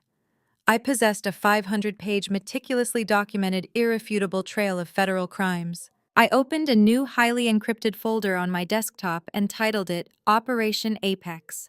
I began pulling the raw data from my forensic sweeps, categorizing it with ruthless precision. First, the wire fraud. I compiled the banking ledgers, showing the incoming venture capital, immediately followed by the outgoing transfers to luxury boutiques and Hawaiian resorts. I drafted a summary detailing the exact flow of funds, demonstrating that Cameron's technology startup was a hollow shell designed solely to siphon money from unsuspecting investors. I attached the screenshots of Jasmine bragging about her new $80,000 Himalayan Birkin, explicitly confirming that the purchase was made using corporate funds. Second, the identity theft and bank fraud. I exported the secondary mortgage documents for the Winnetka mansion, highlighting the forged signature of my deceased husband. I pulled Daniel's genuine signature from our verified tax returns and placed them side by side, creating a clear visual comparison of the forgery. I pulled my parents' disastrous credit reports, proving they lacked the financial standing to secure the loan independently, thereby establishing the clear motive for stealing Daniel's social security number. Third, the probate fraud. I uploaded the emergency ex parte injunction filed by Cameron's lawyer, attaching the fabricated promissory note that claimed Daniel owed Apex Innovations $150,000. I drafted a detailed timeline showing how this fraudulent claim was filed mere hours after my husband and child were buried, a calculated attempt to extort the life insurance payout. The compilation took 3 grueling hours. My eyes burned and my back ached, but the adrenaline surging through my veins kept me laser-focused. When the digital dossier was complete, it was a masterpiece of white-collar criminal evidence. It was an airtight indictment ready for immediate prosecution. I did not call the local police. Local authorities lacked the jurisdiction and the sophisticated resources to handle a multi-million-dollar, multi-state financial syndicate. I needed the heavy artillery. I picked up my phone and dialed a number I had not used in 2 years. It was a direct line to Special Agent Marcus Thorne, a senior investigator in the FBI's white-collar crime division in Chicago. Marcus and I had collaborated on a massive corporate embezzlement case early in my career. He respected my forensic accounting skills, and he knew I did not waste his time with frivolous allegations. The line rang twice before Marcus answered. "Gwen," he said, his voice deep and professional. "I saw the news about Daniel and Lily. I am so incredibly sorry. I cannot even begin to imagine what you are going through." I bypassed the condolences entirely. "Marcus, I have a situation," I stated, keeping my tone perfectly level. "I need you to open a secure encrypted intake channel right now. I am submitting a comprehensive whistleblower report involving ongoing wire fraud, bank fraud, and aggravated identity theft." There was a brief pause on the other end of the line. Marcus instantly shifted from sympathetic friend to federal agent. "How large is the exposure?" he asked, his voice sharpening. "Over $4 million in defrauded venture capital," I replied. "A $300,000 fraudulent secondary mortgage secured using stolen identity credentials. and an active attempt to extort a seven-figure life insurance payout through forged probate documents. The perpetrators are actively operating out of Cook County. Send the file Marcus ordered. I will have my team review it immediately. If the evidence is as solid as you say, we can mobilize a task force within 48 hours. I initiated the secure transfer, watching the progress bar fill as the massive dossier uploaded to the FBI servers. But I was not finished. I immediately drafted a secondary, highly summarized version of the report, focusing specifically on the undeclared income and the fraudulent tax filings associated with Cameron's Ponzi scheme. I submitted this secondary report directly to the Internal Revenue Service's Criminal Investigation Division. The FBI would dismantle the fraud, but the IRS would ensure my brother and my parents spent the rest of their lives paying off astronomical tax penalties and restitution. With the federal machinery in motion, I turned my attention to the final, most personal piece of my retaliation: the Winnetka Mansion. My parents believed they owned that sprawling estate. They believed they were the masters of their suburban domain. They were entirely wrong. I picked up my phone and called my personal real estate attorney, a sharp, unyielding woman named Sarah. "Sarah, I need you to draft a very specific document," I said as soon as she answered. "I need an immediate 24-hour notice of eviction for the property located at 1245 Oakwood Drive in Winnetka." Sarah hesitated. "Gwen, that is your parents' house. Are you sure you want to proceed with an eviction?" "It is not their house, Sarah," I corrected her, my voice turning to steel. 5 years ago, when they quietly went bankrupt, I purchased that property through a blind LLC to save them from foreclosure. I have been leasing it back to them for $1 a month to protect their fragile social standing. I pulled up the original lease agreement on my monitor. The lease contains a standard morality clause, I continued. It explicitly states that any illegal activity conducted on the premises constitutes an immediate non-curable breach of contract. My father used that address to commit federal identity theft and bank fraud. The lease is void. Sarah did not argue. "Understood. I will draft the notice of eviction immediately and have it couriered to you within the hour." I hung up the phone and leaned back in my chair. The trap was fully armed. The FBI and the IRS were currently dissecting the financial lives of my brother and my parents. The eviction notice was being drafted. All I needed now was the perfect stage to execute the takedown. My phone buzzed on the desk. It was an email notification. I opened the message and a cold, predatory smile finally touched my lips. It was an elaborate, heavily embossed digital invitation from Beatrice. My parents were hosting a lavish catered party at the Winnetka Mansion this coming Saturday to celebrate their 35th wedding anniversary. The guest list included dozens of Chicago's elite, including the very investors Cameron was actively defrauding. I clicked the RSVP button and selected yes. I was going to attend that anniversary party. I was going to stand in the center of their opulent, stolen mansion, and I was going to burn their entire world to ash. I stared at the glowing screen of my monitor. The digital invitation to Richard and Beatrice's 35th wedding anniversary party was a masterclass in suburban delusion. It featured looping gold calligraphy over a backdrop of their sprawling Winnetka estate, the very property I legally owned, but allowed them to rent for a single dollar. The text boasted of a lavish catered evening live string quartets and a guest list comprising Chicago's most affluent investors and socialites. It was designed to project an image of untouchable wealth and perfect marital bliss. Behind the gold lettering lay a mountain of federal crimes, maxed-out credit cards, and a desperate collapsing Ponzi scheme. My phone buzzed on the desk, vibrating aggressively against the hardwood surface. It was a message from Beatrice. She had timed it perfectly, waiting just 2 minutes after the email invitation hit my inbox. I picked up the device and read her words.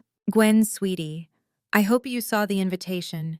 We know you are grieving and that you said some terrible, unforgivable things to us yesterday. But we are your parents, and we have decided to be the bigger people. Bring the $150,000 check to the party on Saturday. Do this, and we will forgive your blatant disrespect. Cameron will generously instruct his legal team to drop the probate lawsuit against Daniel's estate. Let us put this ugly misunderstanding behind us. Let us be a family again. I read the text a second time. The psychological manipulation was staggering. Beatrice was attempting to weaponize my grief, framing my refusal to fund a criminal enterprise as a childish tantrum that required her benevolent forgiveness. She was using the fraudulent probate lawsuit as a literal ransom note. Pay the ransom and they would release my frozen bank accounts. Pay the ransom and they would grant me the privilege of standing in the corner of their fake high society gala, playing the role of the tragic but supportive widow. They actually believed they held the leverage. They thought they could bully a senior forensic accountant into submission by threatening her with a fabricated legal dispute. They completely underestimated who they were dealing with. I did not reply to the text message. Engaging in a text battle with a narcissist is a profound waste of tactical energy. Instead, I moved my mouse over the digital invitation on my monitor. I hovered over the RSVP button. I clicked yes. I was not merely accepting an invitation to a party. I was locking the doors of their self-made prison. By ensuring my attendance, they would proceed with their grand charade, completely blind to the federal crosshairs aimed directly at their chests. The next 72 hours were a blur of cold, calculated preparation. I received a secure, encrypted message from my contact at the Federal Bureau. The whistleblower report had triggered an immediate escalation. A joint task force between federal agents and financial regulators was quietly assembling. They had verified the forged secondary mortgage on the Winnetka property and were currently pulling the banking logs from Cameron's fraudulent technology startup. The operation was moving with unprecedented speed, fueled by the sheer volume of undeniable evidence I had provided. Simultaneously, a courier arrived at my house carrying a thick, sealed envelope from my real estate attorney. Inside was the formal, legally binding notice of eviction. It was drafted flawlessly. Because Richard had used the property address to commit aggravated identity theft and bank fraud, the morality clause in our blind lease agreement had been triggered. The eviction required 0 grace period. They had no legal right to remain on the premises. I spent Friday night organizing a stack of heavy black presentation folders. I needed enough copies for every major investor attending the anniversary gala. I printed the banking ledgers highlighting Jasmine's luxury handbag purchases using corporate funds. I printed the forged promissory note. I wanted the investors to hold the physical proof of their stolen money in their own hands when the illusion shattered. I placed the eviction notice into my sleek black leather briefcase. I placed the heavily documented financial dossiers detailing Cameron's wire fraud right next to it. Finally, I added the high-resolution printouts of the forged mortgage documents proving Richard and Beatrice had stolen my dead husband's social security number. My family wanted me to bring a check. I was bringing an execution order. I walked into my bedroom and opened my closet. The dark, somber morning dresses were pushed to the far end of the rack. I reached for a razor-sharp tailored black power suit. It was the exact suit I wore when delivering hostile audit findings to corrupt corporate boards. It projected absolute authority and 0 mercy. Daniel and Lily were gone. The vibrant, joyful woman who used to bake cookies and host family movie nights had died with them. I was no longer a daughter seeking validation from parents who saw me as an inconvenience. I was no longer a sister trying to appease a golden child brother who viewed my existence as a threat to his ego. I was the architect of their ruin. I checked the time. It was Friday evening. Tomorrow night, Richard and Beatrice would stand in the center of a mansion they did not own drinking champagne purchased with stolen venture capital, surrounded by investors they were actively defrauding.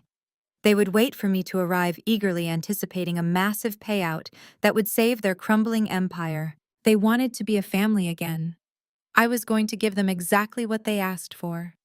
I was going to ensure they spent the next 20 years sharing a cell block. Saturday morning arrived with a brutal, cloudless chill. I woke up precisely at 6 o'clock without the need for an alarm. For the first time since the fatal crash, the suffocating weight of tragedy did not crush my chest the moment I opened my eyes. The debilitating grief had been systematically packed away, locked securely inside a cold steel vault in the deepest part of my mind. Today was not about mourning. Today was about execution. I made a pot of black coffee and walked through the silent corridors of my house. I walked past Lily's room without looking away from the doorway. I walked past Daniel's study and placed my palm flat against the wooden frame. Today was for them. Today was the day their memories would be violently avenged. I moved to my home office to assemble my arsenal. My sleek, hard-shell leather briefcase sat open on the center of my desk, like a starving vault ready to be fed. I packed the contents with the methodical, unyielding precision of a surgeon laying out scalpels for a complex operation. First went the 20 identical black presentation folders. Each one contained a perfectly structured executive summary of Cameron's Ponzi scheme, complete with highlighted banking ledgers, corporate routing numbers, and the undeniable photographic proof of his wife's $80,000 crocodile handbag purchased with stolen investor capital. I wanted the investors to feel the physical weight of their stolen money in their own hands. Next, I slid in the high-resolution color-printed scans of the forged secondary mortgage on the Winnetka estate. The documents clearly displaying my dead husband's stolen Social Security number and his horribly forged signature went into a separate bright red folder. I wanted that specific crime separated from the rest, ready to be deployed as a lethal standalone weapon. Finally, I placed the 24-hour notice of eviction fully executed and notarized by my real estate attorney into the interior zipper pocket. I snapped the twin brass locks of the briefcase shut. The sharp metallic click echoed loudly in the quiet room. It sounded exactly like a jail cell locking. It was time to put on my armor. I walked into my master bathroom and turned the shower water as hot as my skin could stand it, letting the scalding temperature burn away the last lingering traces of exhaustion and doubt. When I stepped into my walk-in closet, I completely bypassed the section of modest, heavy black morning dresses I had worn all week. I was entirely done wearing the uniform of a broken, grieving widow who could be easily bullied into compliance. I reached for my most intimidating professional attire. It was a razor-sharp, tailored black power suit. The cut was aggressive and flawless, designed specifically to project absolute authority and demand immediate submission in hostile corporate boardrooms. I paired the suit with a crisp white silk blouse and black stiletto heels that struck the hardwood floor like executioner gavels. I pulled my hair back into a tight, severe style that left my face completely exposed and unreadable. I applied my makeup with sharp, cold angles, stripping away any softness from my features. As a final touch, I fastened Daniel's silver chronograph watch around my left wrist. The heavy metal links were slightly too loose, but I needed to feel his physical weight on me. I needed to track every single second of the impending demolition using his timepiece. I looked at my reflection in the full-length mirror.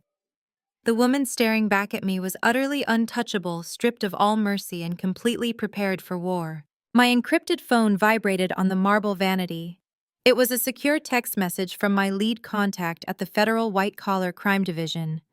The message was brief, strictly operational, and beautifully devastating.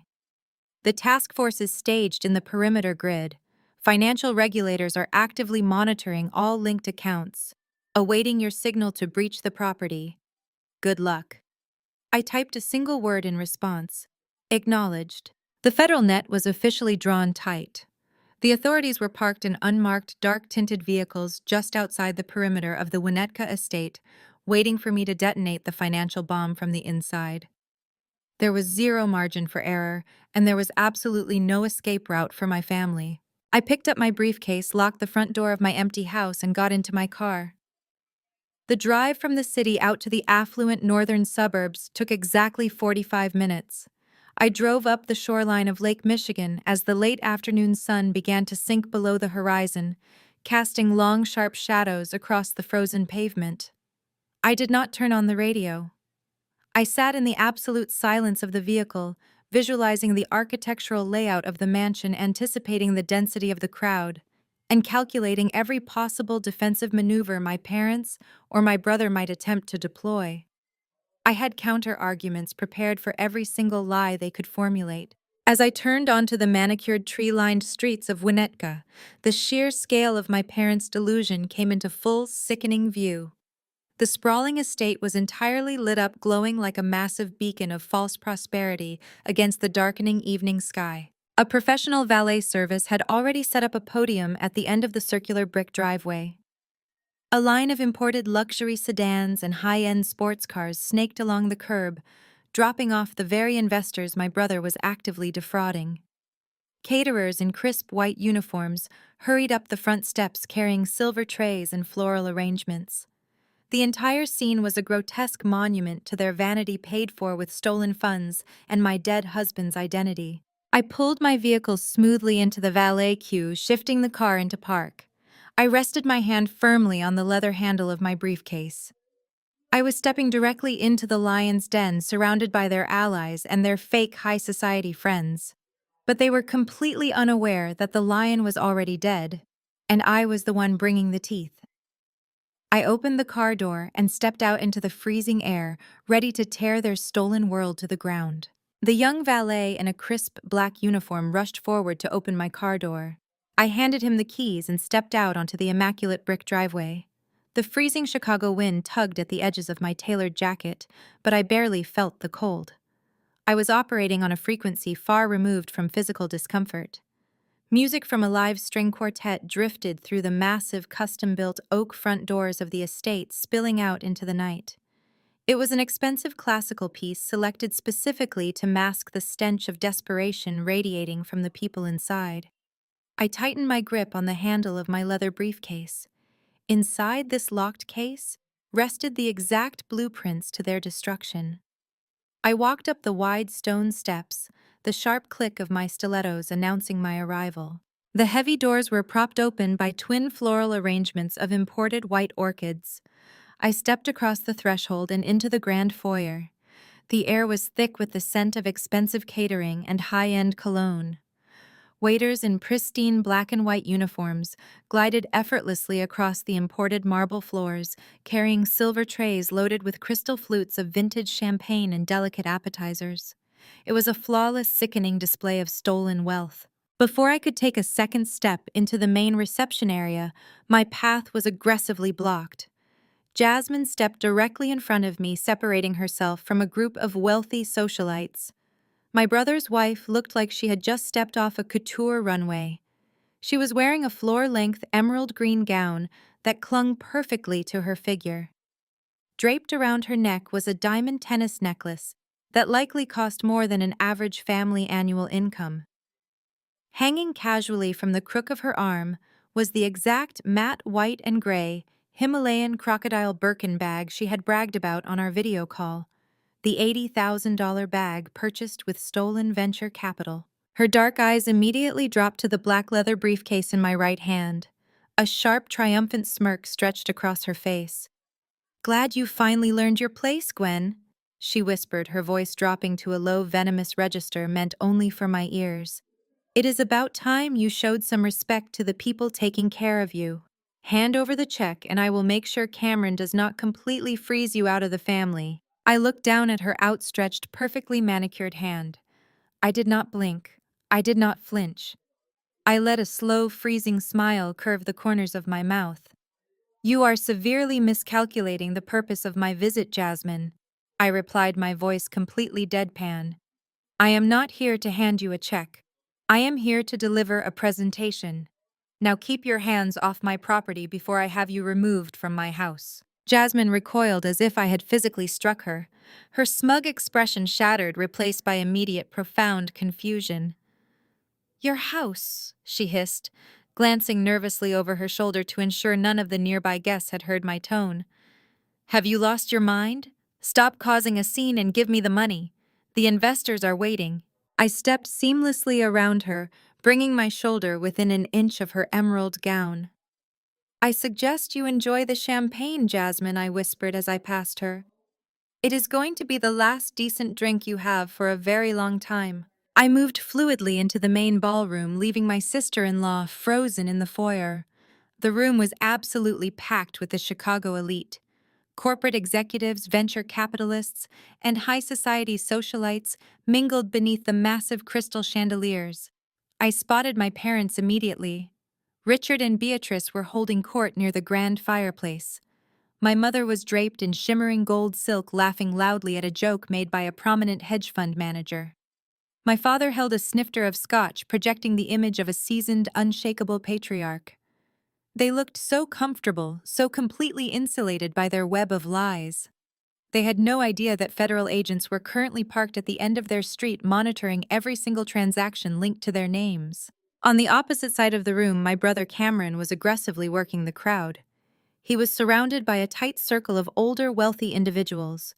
He was gesturing passionately, undoubtedly pitching the revolutionary technology of his entirely fake software platform. I flagged down a passing waiter, bypassed the champagne, and took a glass of sparkling water with lime. I took a slow sip, scanning the faces in the room. I was not looking for my family anymore. I was looking for their victims. My eyes locked onto a tall, older man standing near the edge of Cameron's circle. He had silver hair, a sharp jawline, and a deeply unamused expression. He was not laughing at Cameron's jokes. He was sipping his drink with a rigid, impatient posture. I recognized him instantly from the corporate dossiers I had compiled. It was Gregory Caldwell. He was the early-stage angel investor who had figured out the scam, the man who had filed the legal demand letter, threatening federal exposure if he did not receive his $150,000 by the end of the week. He was the entire reason my family had attempted to steal my husband's life insurance payout. I adjusted my grip on my briefcase and walked directly toward his group. I slipped seamlessly into the open space right next to Caldwell, positioning myself perfectly within Cameron's line of sight. My brother's mid-sentence pitch faltered the exact second his eyes landed on me. The color rapidly drained from his face. He stared at the black briefcase in my hand, desperately hoping it contained his financial salvation. I did not look at my brother. I turned my attention entirely to Gregory Caldwell. The older man glanced down at me, clearly irritated by the interruption. "Mr. Caldwell," I said, keeping my voice low, professional, and perfectly modulated. "I am Gwendolyn, a senior forensic accountant with one of the premier auditing firms in this city. I also happen to be Cameron's sister." Caldwell's eyes narrowed. He shifted his posture, his irritation instantly replaced by sharp, predatory interest. "A forensic accountant," he repeated. "That is quite a different background than the tech sector your brother claims to dominate. What exactly can I do for you, Gwendolyn?" I took another slow sip of my sparkling water, letting the tension build. "You are currently demanding a massive return of principal investment from Apex Innovations," I stated, speaking softly enough that the surrounding guests could not hear.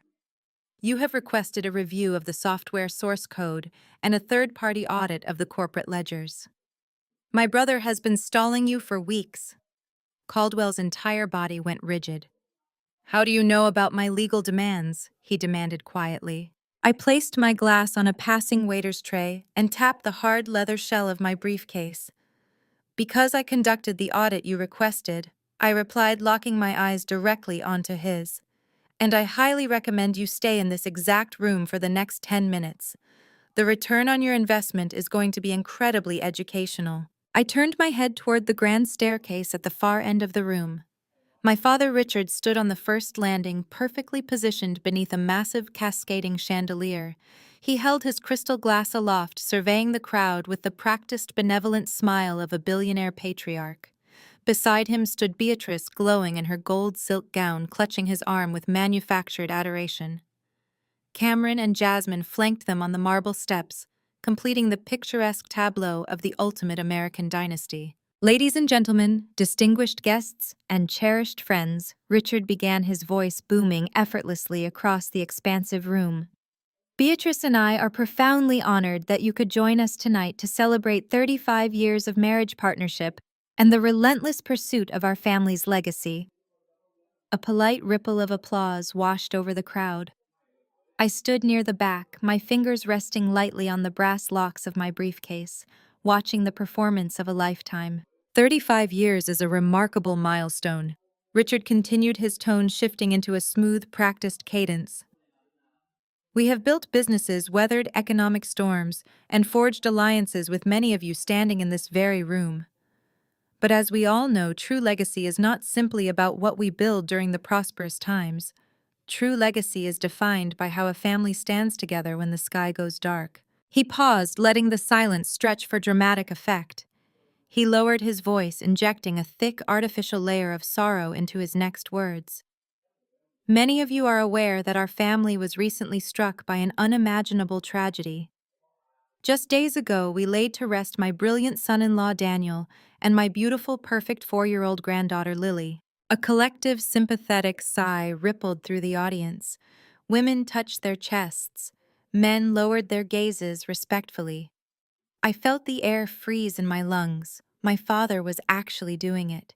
He was standing in a mansion funded by my husband's stolen identity, using the violent deaths of my family as a prop to garner sympathy from a room full of millionaires. He was monetizing my dead child to warm up a crowd of investors. It is the kind of loss that could easily break a family, Richard said, his voice trembling with a masterful display of fake emotion. Beatrice dabbed the corner of her dry eye with a lace handkerchief. But the strength of this family is unbreakable. We draw our resilience from each other, and we honor those we have lost by continuing to push forward by building a future that would make them proud. He took a deep breath, and I watched the sorrow vanish from his face, instantly replaced by the aggressive, hungry energy of a seasoned salesman. The pivot was seamless, sociopathic, and entirely repulsive. That is why tonight is not just a celebration of the past, Richard announced, his voice rising with renewed vigor. It is a celebration of the future. And the future of our family legacy rests in the capable hands of my son Cameron. He gestured grandly to my brother. Cameron puffed out his chest, stepping forward with the arrogant swagger of a man who believed his own lies. Jasmine beamed beside him, making sure her $80,000 stolen crocodile handbag was perfectly visible to the crowd. Cameron is the visionary founder and CEO of Apex Innovations, Richard declared proudly. Many of you in this room have already recognized his genius and joined us on this incredible journey. For those who have not yet had the privilege, Apex is not just a software platform. It is a total disruption of the technological landscape. Cameron has secured millions in early-stage capital, but as we prepare to launch our Series B funding round next month, we are looking for a select few strategic partners to join the inner circle. The sheer audacity was breathtaking. He was actively running a live pitch for a federal Ponzi scheme in the middle of a wedding anniversary gala. He was throwing out buzzwords to blind the wealthy sheep in the room, hoping their greed would override their due diligence. I glanced at Gregory Caldwell standing beside me. The angel investor's jaw was clenched so tightly a muscle twitched violently in his cheek. He knew it was a scam, and he was watching my father try to reel in the next batch of victims to pay off his impending lawsuit. Cameron and his brilliant wife Jasmine represent the absolute best of our family's entrepreneurial spirit. Richard concluded, raising his glass high into the air. So please raise your glasses with me, to 35 years of marriage, to enduring strength, and to the boundless lucrative future of Apex Innovations. To Apex, the crowd echoed a chorus of crystal glasses chiming throughout the ballroom. The applause erupted loud and enthusiastic. Cameron waved to the crowd, basking in the fraudulent glory. I did not clap. I did not raise a glass. I tightened my grip on the leather handle of my briefcase and stepped away from Gregory Caldwell. I moved through the crowd of applauding elites with absolute terrifying purpose. The sea of tailored suits and designer gowns parted instinctively as I walked toward the grand staircase. My black stilettos struck the imported marble floor in a rhythmic, unyielding march. Richard saw me approaching. His triumphant smile faltered, replaced by a sudden sharp flash of panic. He had expected a broken, grieving widow carrying a 6-figure check. He did not expect the razor-sharp, imposing woman ascending the steps of his stage. Cameron physically took a step backward, his eyes locked onto my briefcase. I did not wait for the applause to die down. I did not ask for permission. I walked straight up the marble steps, bypassed my mother entirely, and stepped directly into my father's personal space. Before Richard could utter a single word of protest, I reached out and took the microphone straight from his hand. The sharp feedback of the microphone cut through the ballroom, instantly silencing the lingering applause. The entire room turned their attention to the woman in the severe black suit standing at the center of the staircase. I looked out at the sea of wealthy investors, venture capitalists, and high society socialites. I looked at Gregory Caldwell, who was watching me with dark, expectant eyes. Then I turned my head and looked directly at my brother. "Good evening," I said, my voice projecting across the silent ballroom with cold surgical clarity. My father is absolutely correct. Apex Innovations is on the verge of a massive disruption. In fact, I have a presentation to add to my brother's pitch. I set the microphone back onto its stand on the landing, ensuring it remained perfectly amplified. I unclasped the twin brass locks of my briefcase. The sharp metallic clicks echoed across the stunned silence of the ballroom. I pulled out the stack of heavy black presentation folders and descended 3 marble steps, walking directly toward the front row of elite attendees. I handed the first folder to Gregory Caldwell. I handed the second to the prominent hedge fund manager who had been laughing with my mother just minutes ago. I continued distributing the dossiers to every wealthy individual who had been standing in Cameron's inner circle.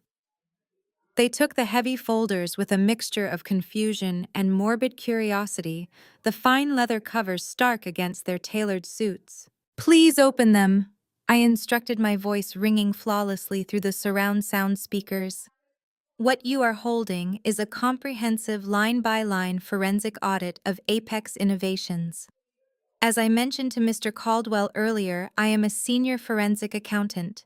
I specialize in dismantling corporate fraud. My brother Cameron claims to be the visionary CEO of a revolutionary software platform.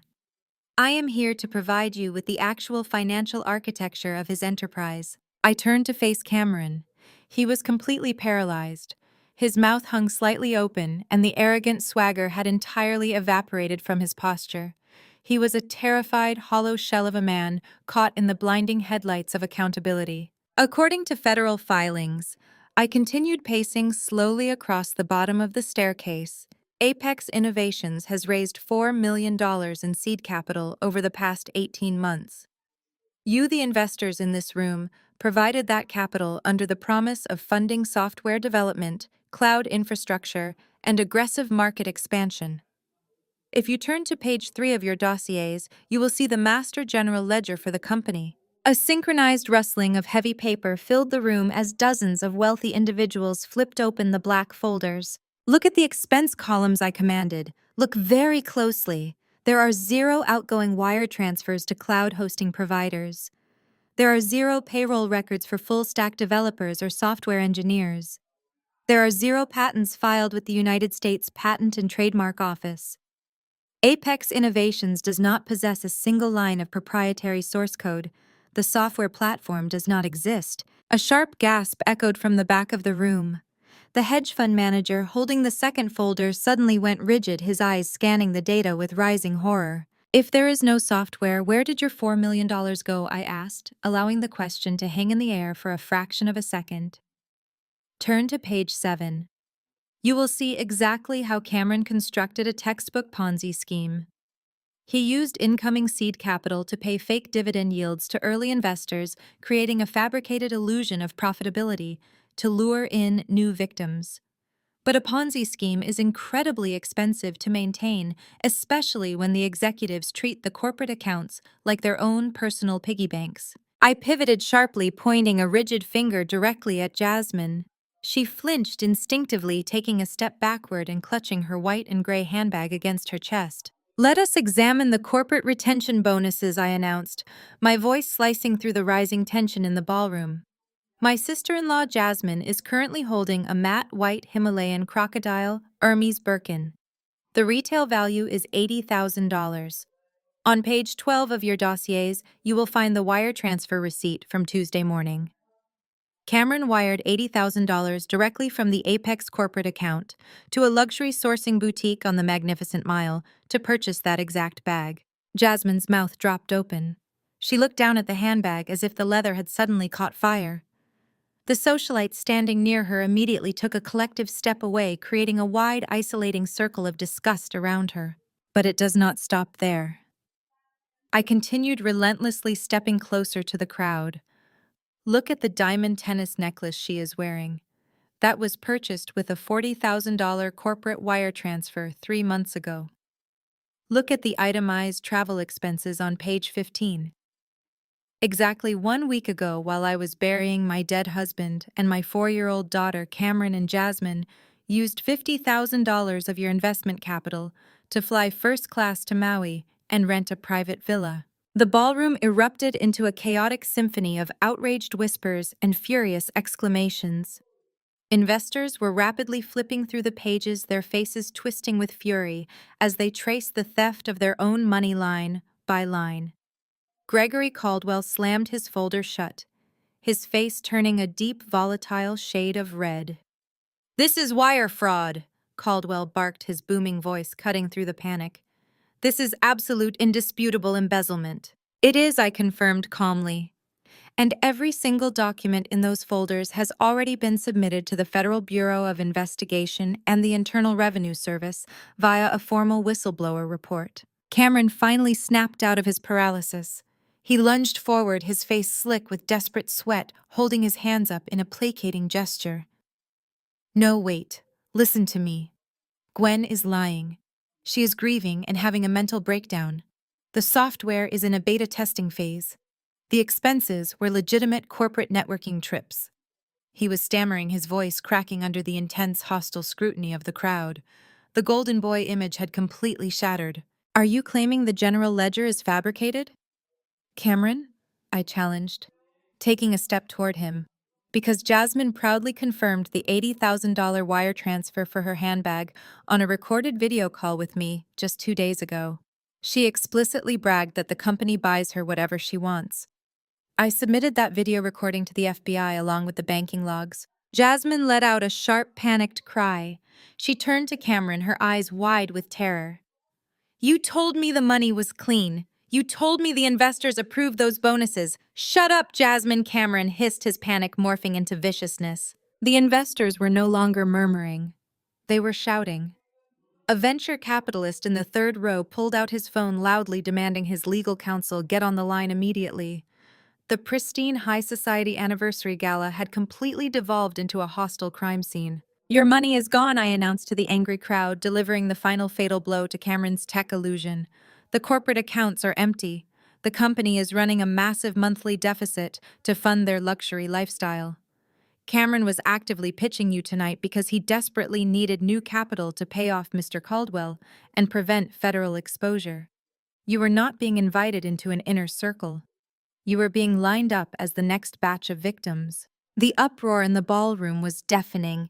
The carefully curated illusion of the perfect American dynasty had fractured into a million jagged pieces of federal fraud. Investors were screaming into their cell phones. Jasmine was sobbing, attempting to back away from her husband, as if his sudden toxicity was contagious. But my work here was only half finished.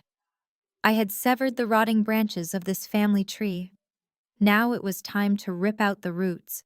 Richard finally snapped out of his shocked paralysis. His face contorted into a mask of unprecedented violent rage.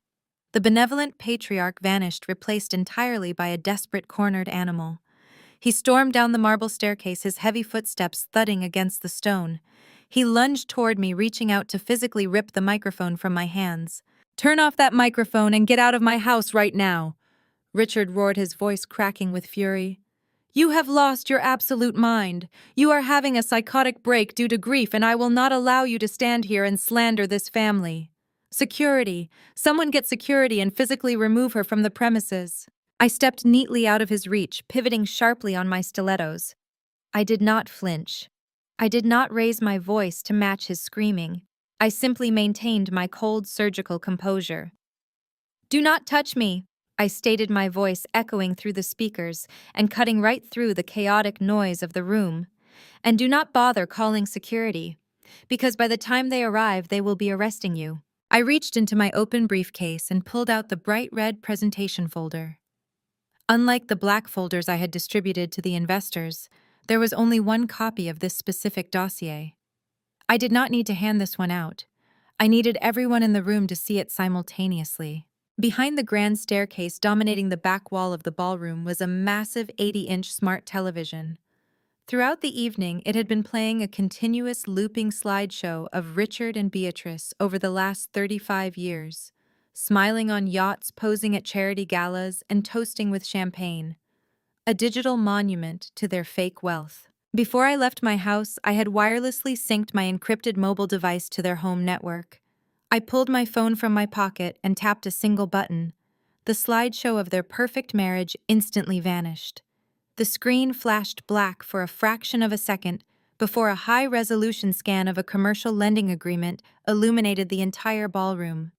The document was 60 times its normal size, the stark black text glowing aggressively against the white background. The room fell silent once again. The investors lowered their phones, their attention captured by the massive legal document looming over the party.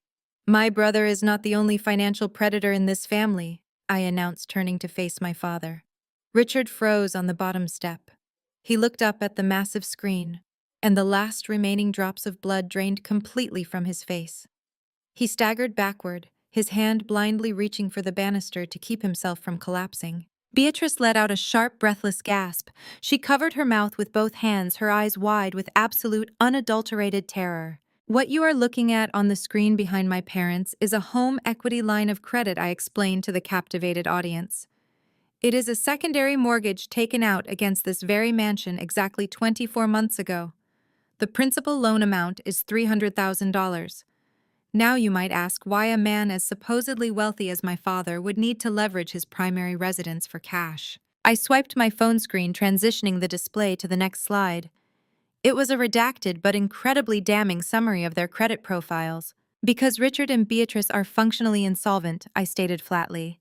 "Their credit scores are in the low 500s. They have 6 maxed-out platinum credit cards, active state tax liens, and a quietly settled bankruptcy from 5 years ago. They are surviving entirely on the fumes of this affluent zip code. No legitimate financial institution in the United States would ever approve them for a $300,000 loan without a guarantor. They needed a co-signer with a flawless financial history and a pristine credit score." I swiped the screen one final time. The display zoomed in on the very last page of the mortgage agreement, expanding the signature line until it dominated the room.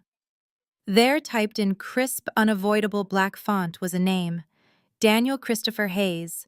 Right beneath it was my dead husband's exact 9-digit social security number. And next to that was a signature. A collective gasp of pure, unfiltered disgust rippled through the high society crowd. These were wealthy, educated individuals. They knew exactly what they were looking at. They recognized the ultimate financial taboo. 2 years ago, while my husband was alive and sleeping in our bed, my parents stole his identity. I declared, my voice vibrating with controlled, lethal anger. They intercepted our personal financial documents, lifted his social security number, and used his immaculate credit to co-sign a massive loan without his knowledge. They committed aggravated identity theft and federal bank fraud. And then they took that stolen $300,000 and wired it directly to Cameron to fund the initial seed capital for his Ponzi scheme. The silence in the room was suffocating. The elite guests looked at Richard and Beatrice as if they were covered in a contagious disease. This was no longer just a bad investment pitch. This was a grotesque, unnatural violation of family. Beatrice began to hyperventilate. She grabbed Richard's arm, her perfectly manicured fingernails digging into his expensive suit jacket. "Richard, do something," she pleaded, her voice a pathetic, high-pitched whine. "Tell them she is lying. Tell them it is a mistake." But Richard could not speak. He was staring at the forged signature on the screen, his chest heaving as the reality of his impending federal prison sentence crashed down upon him. They did not skip the funeral of my husband and my 4-year-old daughter because they had non-refundable tickets to Maui. I continued delivering the absolute sickening truth to the horrified crowd. They skipped the burial because when Daniel died, his debts transferred to his estate. They knew that when the bank submitted a claim against his assets to secure this fraudulent mortgage, I would discover the forgery. They were terrified of federal prison. So they rushed back from Hawaii, drove straight to my house, and attempted to extort his life insurance payout to cover up their crimes before the probate court caught them. They used my dead husband as a human shield for their fraud, and they tried to loot his grave to save themselves. The disgust in the ballroom was absolute. Gregory Caldwell shook his head, looking at my father with a level of contempt I had never seen before. You sicken me. Caldwell spat, his voice carrying across the marble floor. You are a parasite, Richard. Other guests began nodding in agreement. The very people my parents had spent decades trying to impress were now looking at them with sheer revulsion. The carefully crafted illusion of the perfect American dynasty had been completely eviscerated, replaced by the ugly, undeniable truth of their criminality. I had systematically stripped them of their wealth, their reputation, and their social standing. But the most devastating blow was still locked inside the interior zipper pocket of my briefcase. The deafening whispers of the Chicago elite finally broke Beatrice. Her entire identity, meticulously constructed over decades of country club luncheons and designer shopping sprees, was disintegrating into a pile of federal felonies on the marble floor. She looked around at the faces of her wealthy friends, seeing nothing but absolute contempt. The realization that she was no longer a respected matriarch but a common criminal caused her to completely unravel. She turned her furious, tear-streaked face toward me, her hands balled into tight fists shaking with a violent, unrestrained rage. She pointed a trembling finger directly at my face, her gold silk gown rustling aggressively with the movement. Get out! Beatrice shrieked, her voice cracking into a hysterical pitch that echoed off the high ceilings. Get out of my house right now! You jealous, vindictive little monster! You come into my home, you ruin my anniversary, and you slander my husband. Get out of my house before I have you thrown out. I did not take a single step backward. I stood my ground, my black stilettos rooted firmly to the imported marble floor. The sheer desperation in her voice was pathetic. She was clinging to the last remaining scrap of authority she thought she possessed, the illusion of ownership. I reached into the open compartment of my leather briefcase. I bypassed the financial ledgers and the forged mortgage scans. I slipped my fingers into the interior zipper pocket and pulled out a single perfectly crisp document. It bore the heavy watermark of my real estate attorney firm. Your house? I asked. My voice was no longer amplified by the microphone, but the ballroom was so deathly quiet that every single syllable carried effortlessly to the back of the room. Yes! My house! Beatrice screamed, taking an aggressive step toward me. My house! And you are trespassing! I let out a short, hollow laugh. It was a cold sound, entirely devoid of humor. I held the document up, making sure the bright red bold lettering at the top was visible to the guests standing in the front row. Mother, you do not own this house? I stated, my tone dropping to a lethal conversational register. In fact, you do not own anything. 5 years ago, when your atrocious spending habits finally caught up with you, you and Richard quietly filed for Chapter 13 bankruptcy. You kept it hidden from your friends. You kept it hidden from your country club, but you could not hide it from the bank. Richard's eyes widened in sheer panic. He took a stumbling step forward, raising his hands in a desperate plea. Gwen, stop. Do not say another word. But I was not going to stop. I was going to tear the very roof off their heads. The bank was initiating foreclosure proceedings. I continued relentlessly addressing the captivated audience of investors. They were exactly 3 weeks away from having the sheriff physically remove their imported furniture and dump it onto the sidewalk. They were about to be publicly humiliated and left completely homeless. Beatrice shook her head wildly, the perfect styling of her hair beginning to fray. That is a lie. We paid off that debt. A private investment firm bought the mortgage and allowed us to restructure. We signed a lease agreement to keep our privacy. I smiled. It was the smile of an apex predator closing its jaws. A private investment firm called Silver Oak Holdings, LLC, I clarified. You thought you were saved by a faceless corporate entity willing to offer you a private lease agreement so you could maintain the illusion of ownership to your wealthy friends. You thought you had outsmarted the system. I stepped directly into Beatrice's personal space, holding the document right in front of her face. I am Silver Oak Holdings, I whispered, though the absolute silence in the room magnified the words perfectly.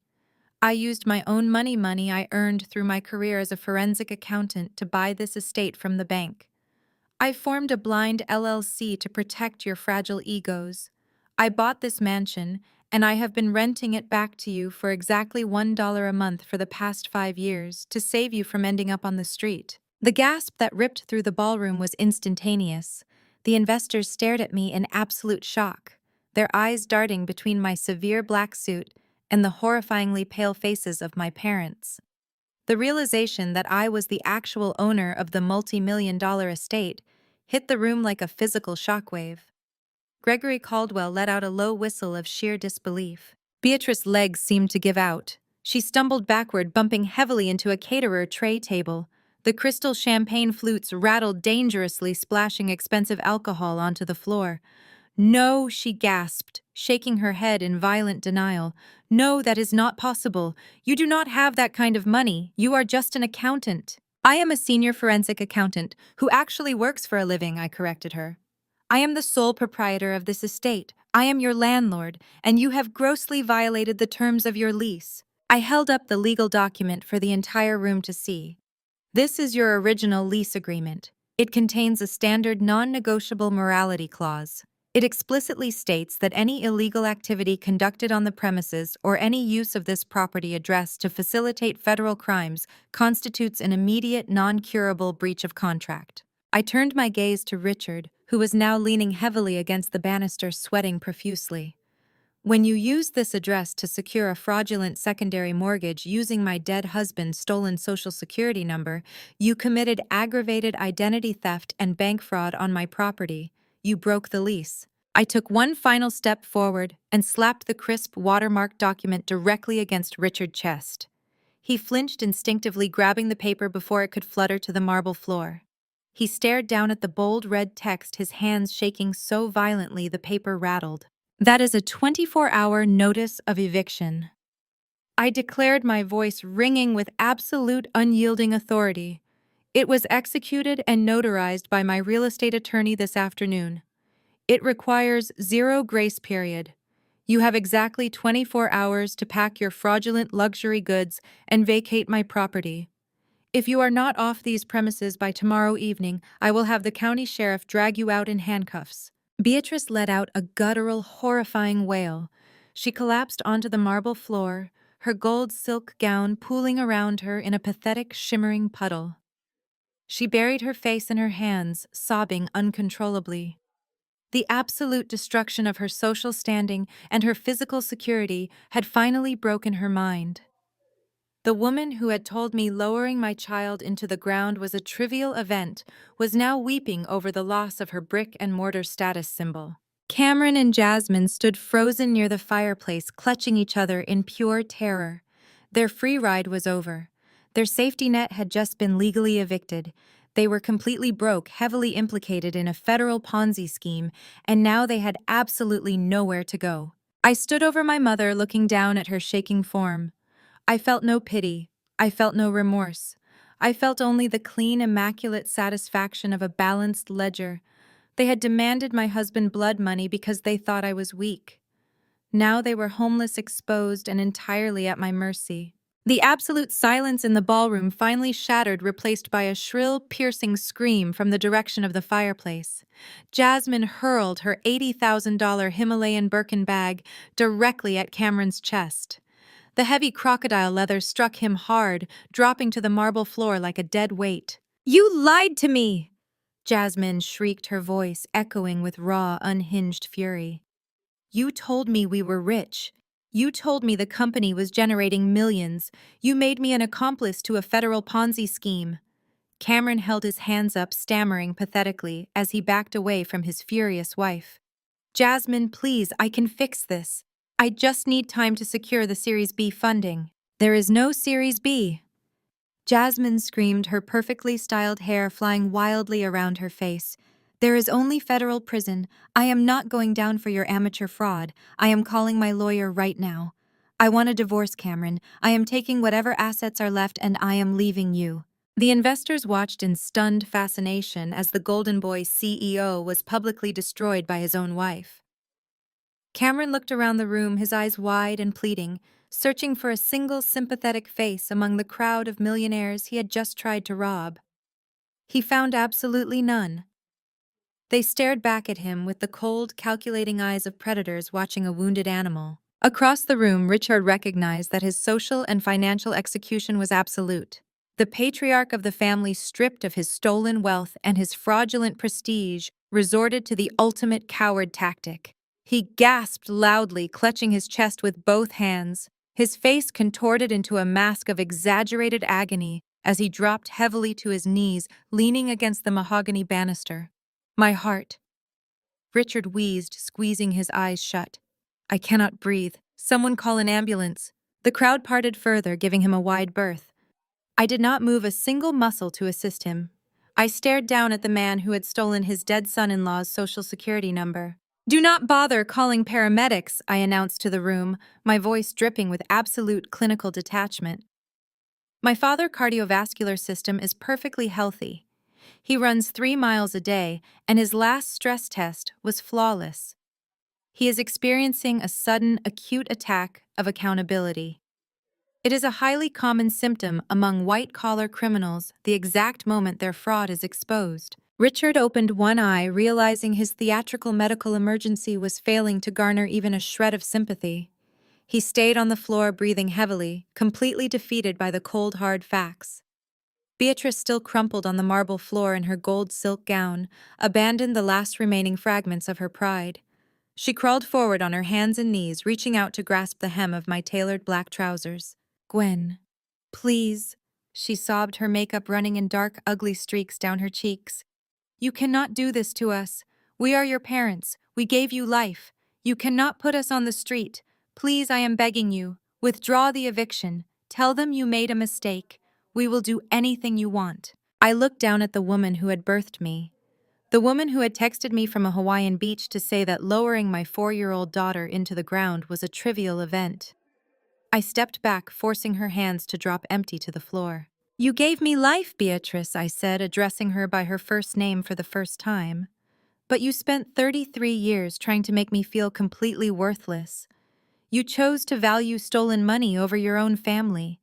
The eviction stands. You have less than 24 hours to pack your bags. Before Beatrice could launch into another hysterical plea, a new sound pierced the heavy atmosphere of the mansion. It started as a distant, high-pitched wail, growing rapidly louder and more aggressive. The shrieking wail of sirens cut through the freezing Chicago night, echoing off the surrounding suburban estates. The wealthy investors in the ballroom turned their heads toward the massive floor-to-ceiling windows at the front of the house. The pristine dark driveway was suddenly bathed in a violent, strobing array of red and blue emergency lights. The flashing beams painted the walls of the grand foyer, casting chaotic, sweeping shadows across the horrified faces of my family. What is that? Cameron stammered, his voice cracking with absolute terror. Who called the police? I did not call the local police. Cameron? I replied, my voice perfectly steady over the approaching sirens. I called the Federal Bureau of Investigation. And they do not RSVP to anniversary parties. Heavy tactical boots pounded up the front stone steps. The massive custom oak doors of the mansion were violently thrust open, crashing against the interior walls with a deafening boom. A swarm of federal agents and local Chicago police officers flooded into the grand foyer, their tactical vests emblazoned with bright yellow FBI lettering. Nobody move, the lead federal agent shouted, his voice carrying undeniable absolute authority. He held up a thick stack of legal warrants. We have federal warrants for the arrest of Richard, Beatrice, and Cameron. We also have warrants to secure this premises and seize all digital and physical assets related to Apex Innovations. The chaos in the dining room reached a fever pitch. Investors backed away, holding their hands up to show compliance with the federal agents. Waiters dropped silver trays of champagne, the crystals shattering against the marble floor. Beatrice screamed hysterically, scrambling backward away from the advancing officers. Richard scrambled to his feet, the fake heart attack entirely forgotten, his hands trembling as he realized there was no escape route. I stood perfectly still in the center of the hurricane I had created. The flashing red and blue lights illuminated my severe black suit, casting me in the harsh, uncompromising glow of federal justice. The trap had successfully triggered. The demolition was officially underway. The sea of wealthy investors violently parted as the tactical team advanced across the imported marble floor. The lead federal officer, Special Agent Mitchell, a man I had worked with on multiple high-profile corporate fraud cases, walked straight toward the grand staircase. He did not acknowledge the lavish decorations, the string quartet abandoning their instruments, or the staggering display of wealth surrounding him.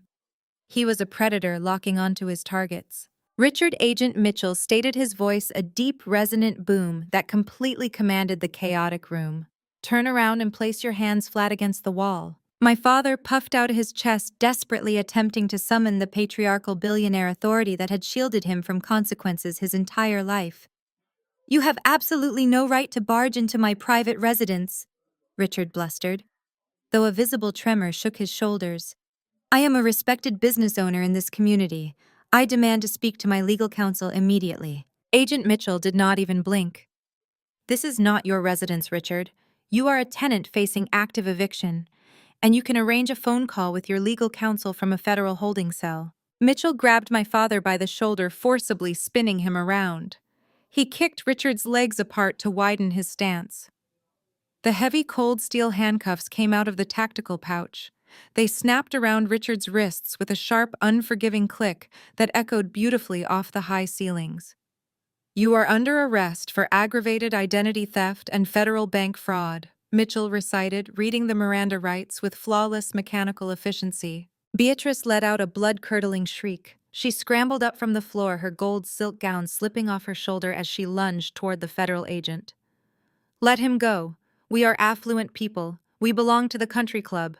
We do not belong in handcuffs." Two female federal agents instantly intercepted her. They grabbed my mother by her arms, spinning her around with zero regard for her expensive attire. They locked her wrists in steel, ignoring her hysterical sobbing. The matriarch of the family, the woman who had shamed me for 33 years, was now being physically restrained like a common street criminal. Cameron was entirely paralyzed. He watched his parents being detained, his breathing shallow and erratic. He looked like a cornered rat. Two agents flanked him, grabbing him by the biceps. Cameron, one of the agents, commanded, "You are under arrest for wire fraud, embezzlement, and operating an illegal Ponzi scheme." My brother's knees completely buckled. The golden boy, the fake visionary CEO, collapsed toward the marble floor.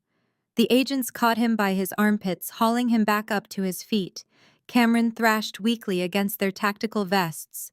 He locked eyes with me, tears streaming down his face. "Gwen, please!" Cameron screamed, his voice cracking into a high, pathetic wail. "Tell them to stop. You have the insurance money. You can pay off the investors. You can fix this. I am your brother." I stood perfectly still, looking at him with absolute clinical detachment. "You stopped being my brother the exact moment you demanded my dead husband's life insurance payout to cover up your federal crimes," I replied, my voice dropping to a lethal, icy register. "Enjoy federal prison. I hear the dress code is strictly enforced." The agents dragged Cameron toward the front doors. His expensive custom-made Italian leather shoes dragged across the polished marble, leaving dark, ugly scuff marks on the floor. He continued to sob loudly, the sound fading as they pulled him out into the freezing night. Jasmine watched her husband being hauled away. She immediately turned and sprinted toward the grand staircase, desperately clutching her white and gray Himalayan crocodile handbag against her chest. She was trying to escape up to the second floor. "Halt right there," an agent ordered, stepping directly into her path. Jasmine glared at him, her beautiful features twisted in panicked entitlement. "I am leaving. My lawyer is filing for divorce first thing in the morning. I have absolutely nothing to do with that man's fraudulent technology company." The agent pulled a thick stack of bright red evidence tags from his tactical vest. "You are not under arrest at this exact moment. However, your personal effects are subject to immediate federal seizure under civil asset forfeiture laws. We have financial logs proving those items were purchased with stolen venture capital." He reached out and firmly gripped the handle of her $80,000 handbag. Jasmine shrieked, pulling back with all her strength. "This is mine. It was an anniversary gift." I stepped forward, closing the distance between us. "It is federal evidence, Jasmine. Hand it over right now, or they will add obstruction of justice to your impending indictment. Jasmine gasped, her fingers going slack. She released the bag. The agent slapped a red evidence tag directly onto the rare crocodile leather. Another agent approached her carrying a sterile plastic bag. The necklace, too, the agent instructed. And the diamond earrings. Jasmine unclasped the diamonds with trembling fingers, dropping millions of dollars worth of stolen investor capital into the plastic bag. Stripped of her fraudulent armor, she looked completely ordinary, pathetic, and terrified. I walked past her, heading toward the open front doors of the mansion. I followed the procession of federal agents and handcuffed family members out onto the expansive front porch. The freezing Chicago wind whipped through the grand stone columns, but I did not feel the cold. I signaled to a passing caterer who was standing frozen near the doorway holding a silver tray. I picked up a crystal glass of sparkling water garnished with a slice of lime. I walked to the edge of the stone steps and looked down at the massive circular driveway. Two heavy-duty flatbed tow trucks were already backing through the wrought iron gates. The operators hopped out and began attaching thick steel chains to the undercarriage of Cameron's imported sports car and Richard's leased Mercedes sedan. Jasmine was standing on the frozen grass of the front lawn, shivering violently in her emerald green evening gown. She had no coat, no handbag, no jewelry, and absolutely no way to leave the property. She fell to her knees in the freezing mud, sobbing uncontrollably as the tow trucks hauled her stolen fake lifestyle away into the dark. The elite investors filed out of the mansion behind me. They walked down the front steps in absolute disgusted silence. They completely ignored my mother's desperate screeching pleas as federal agents shoved her into the back of an unmarked black SUV. Richard was shoved into the vehicle next to her, his head forcefully guided down by a heavy tactical hand. Cameron was loaded into a separate federal transport vehicle, his face pressed against the barred window. The heavy steel doors slammed shut, locking them inside their new reality. The flashing red and blue lights illuminated the pristine landscaping of my estate. I stood at the top of the stone steps, looking down at the absolute destruction of their toxic empire. They had tried to loot the graves of my husband and my daughter to save themselves. Now they were going to spend the rest of their natural lives locked in concrete cages, stripped of their wealth, their status, and their freedom. I raised my crystal glass, taking a slow, refreshing sip of the sparkling water. I watched the convoy of federal vehicles pull out of my driveway and disappear into the pitch-black night. I was completely unfazed. The ledger was finally balanced. 6 months passed with brutal, unforgiving efficiency. The federal justice system moves with terrifying speed when presented with a perfectly packaged 500-page forensic indictment. There were no dramatic, drawn-out courtroom battles. There were no high-profile trials for the media to sensationalize. When faced with the absolute irrefutable evidence of aggravated identity theft, bank fraud, wire fraud, and a multi-million-dollar Ponzi scheme, my father and my brother completely folded. Richard and Cameron both accepted federal plea deals. Fighting the charges would have guaranteed them decades behind bars. Today, the two men who once stood in a sprawling mansion, boasting about their visionary business acumen and their untouchable legacy, are currently housed at a medium-security federal correctional institution in Indiana. Their reality is a rigid schedule dictated by harsh buzzers and locked steel doors. Richard, the former country club patriarch who scoffed at commercial flights, now spends 8 hours a day scrubbing industrial baking sheets in the prison cafeteria. Cameron, the golden boy who paraded around Chicago pretending to be a revolutionary technology executive, is permanently assigned to the prison laundry facility, folding coarse cotton jumpsuits for exactly 12 cents an hour. Every single asset they possessed was aggressively seized by federal regulators to pay mandatory restitution to Gregory Caldwell and the other defrauded investors. Their imported cars, their offshore holding accounts, and their fraudulent corporate reserves were completely liquidated. They have absolutely nothing left. Beatrice and Jasmine managed to avoid criminal conspiracy and racketeering charges by fully cooperating with the federal prosecutors and turning state evidence against their husbands. But avoiding a prison cell did not save them from absolute ruin. The civil asset forfeiture laws stripped them of every luxury item they had purchased with stolen venture capital. The $80,000 Himalayan crocodile handbag, the diamond tennis necklaces, the designer shoes, all of it was tagged, bagged, and auctioned off by the federal government. Today, my mother and my sister-in-law share a cramped two-bedroom apartment in a decaying, rundown complex on the far outskirts of the city. The building has a chronic roach infestation and a heating system that breaks down every other week. Jasmine, an African-American woman who once treated retail workers with absolute disdain and funded her glamorous identity with stolen money, now works the closing shift at a fast food drive-thru. She comes home smelling of stale grease and fryer oil.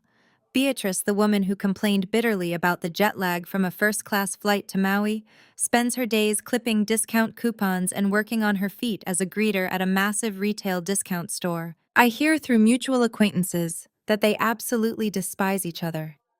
They spend their miserable evenings trapped in that tiny apartment, screaming and blaming one another for the total collapse of their fraudulent empire. It is a fitting punishment. They are locked in a prison of their own making, bound together by their shared greed and their spectacular downfall. I have not spoken a single word to either of them. The legal no-contact order I filed remains permanent and strictly enforced. They are entirely erased from my existence. As the legal landlord of the Winnetka estate, I listed the mansion on the commercial real estate market the very morning after the FBI raid. Because the property had zero liens against it, protected by the blind corporate entity I had strategically established years prior, the transaction was seamless. The estate sold within 2 weeks to a legitimate corporate executive for a massive multi-million-dollar profit. I took that entire real estate profit, combined it with the untouched tax-free payout from Daniel life insurance policy, and walked away from the corporate auditing firm forever. I had spent my entire adult career dismantling the lives of white-collar criminals, tracing stolen funds, and enforcing financial consequences. It was exhausting, combative work. I wanted to build something enduring. I wanted to create a legacy that was actually real. I established the Daniel and Lily Foundation. Operating out of a sleek, sunlit office suite in downtown Chicago, the foundation is a fully funded philanthropic organization. We provide comprehensive, full-ride academic scholarships, tutoring, and vital living stipends to underprivileged children across the state.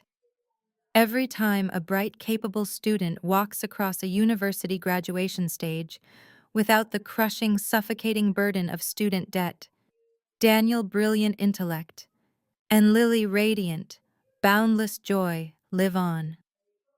The money my family tried to steal to fund their vanity is now actively funding the futures of hundreds of innocent children. The ledger is perfectly, beautifully balanced. It is a brilliant, cloudless Friday afternoon. The freezing, unforgiving Chicago winter has completely surrendered to a vibrant, blooming spring. The air is warm and carries the fresh scent of recent rain and blossoming lilac bushes. I walk through the wrought iron gates of the cemetery. I am not wearing a severe black power suit today. I am wearing a light flowing yellow sundress. My hair falls loosely over my shoulders, and the sharp defensive angles of my posture have completely melted away. I walk up the gentle green incline until I reach the two identical mahogany headstones resting side by side under the shade of a large oak tree. I kneel on the soft grass and place a massive, vibrant bouquet of yellow sunflowers between the grave markers. I trace my fingers over the engraved letters of their names. I do not feel the hollow, suffocating despair that nearly destroyed me 6 months ago. I do not feel the icy, calculated rage that fueled my retaliation. I feel an overwhelming, immaculate sense of peace. I kept my promise to them. I protected their memories from exploitation, and I ensured that the people who disrespected their existence faced absolute devastation. I stand up and look out at the horizon. The sky is a brilliant, endless blue. I am no longer a scapegoat. I am no longer a victim. I am no longer bound by the toxic, parasitic chains of biological obligation. I am completely free, entirely at peace, and absolutely untouchable. One of the most profound lessons from this story is that true family is not defined by shared biology, but by the people who consistently show up when you need them most. When faced with unimaginable grief and deliberate neglect from her relatives, she discovered that establishing firm boundaries is a crucial step toward authentic healing. Walking away from toxic obligations creates space to accept genuine, unconditional support from unexpected places. Ultimately, your inherent worth is never determined by someone else's inability to recognize it. Have you ever had to create difficult boundaries to protect your peace? Please share your experiences and comment below.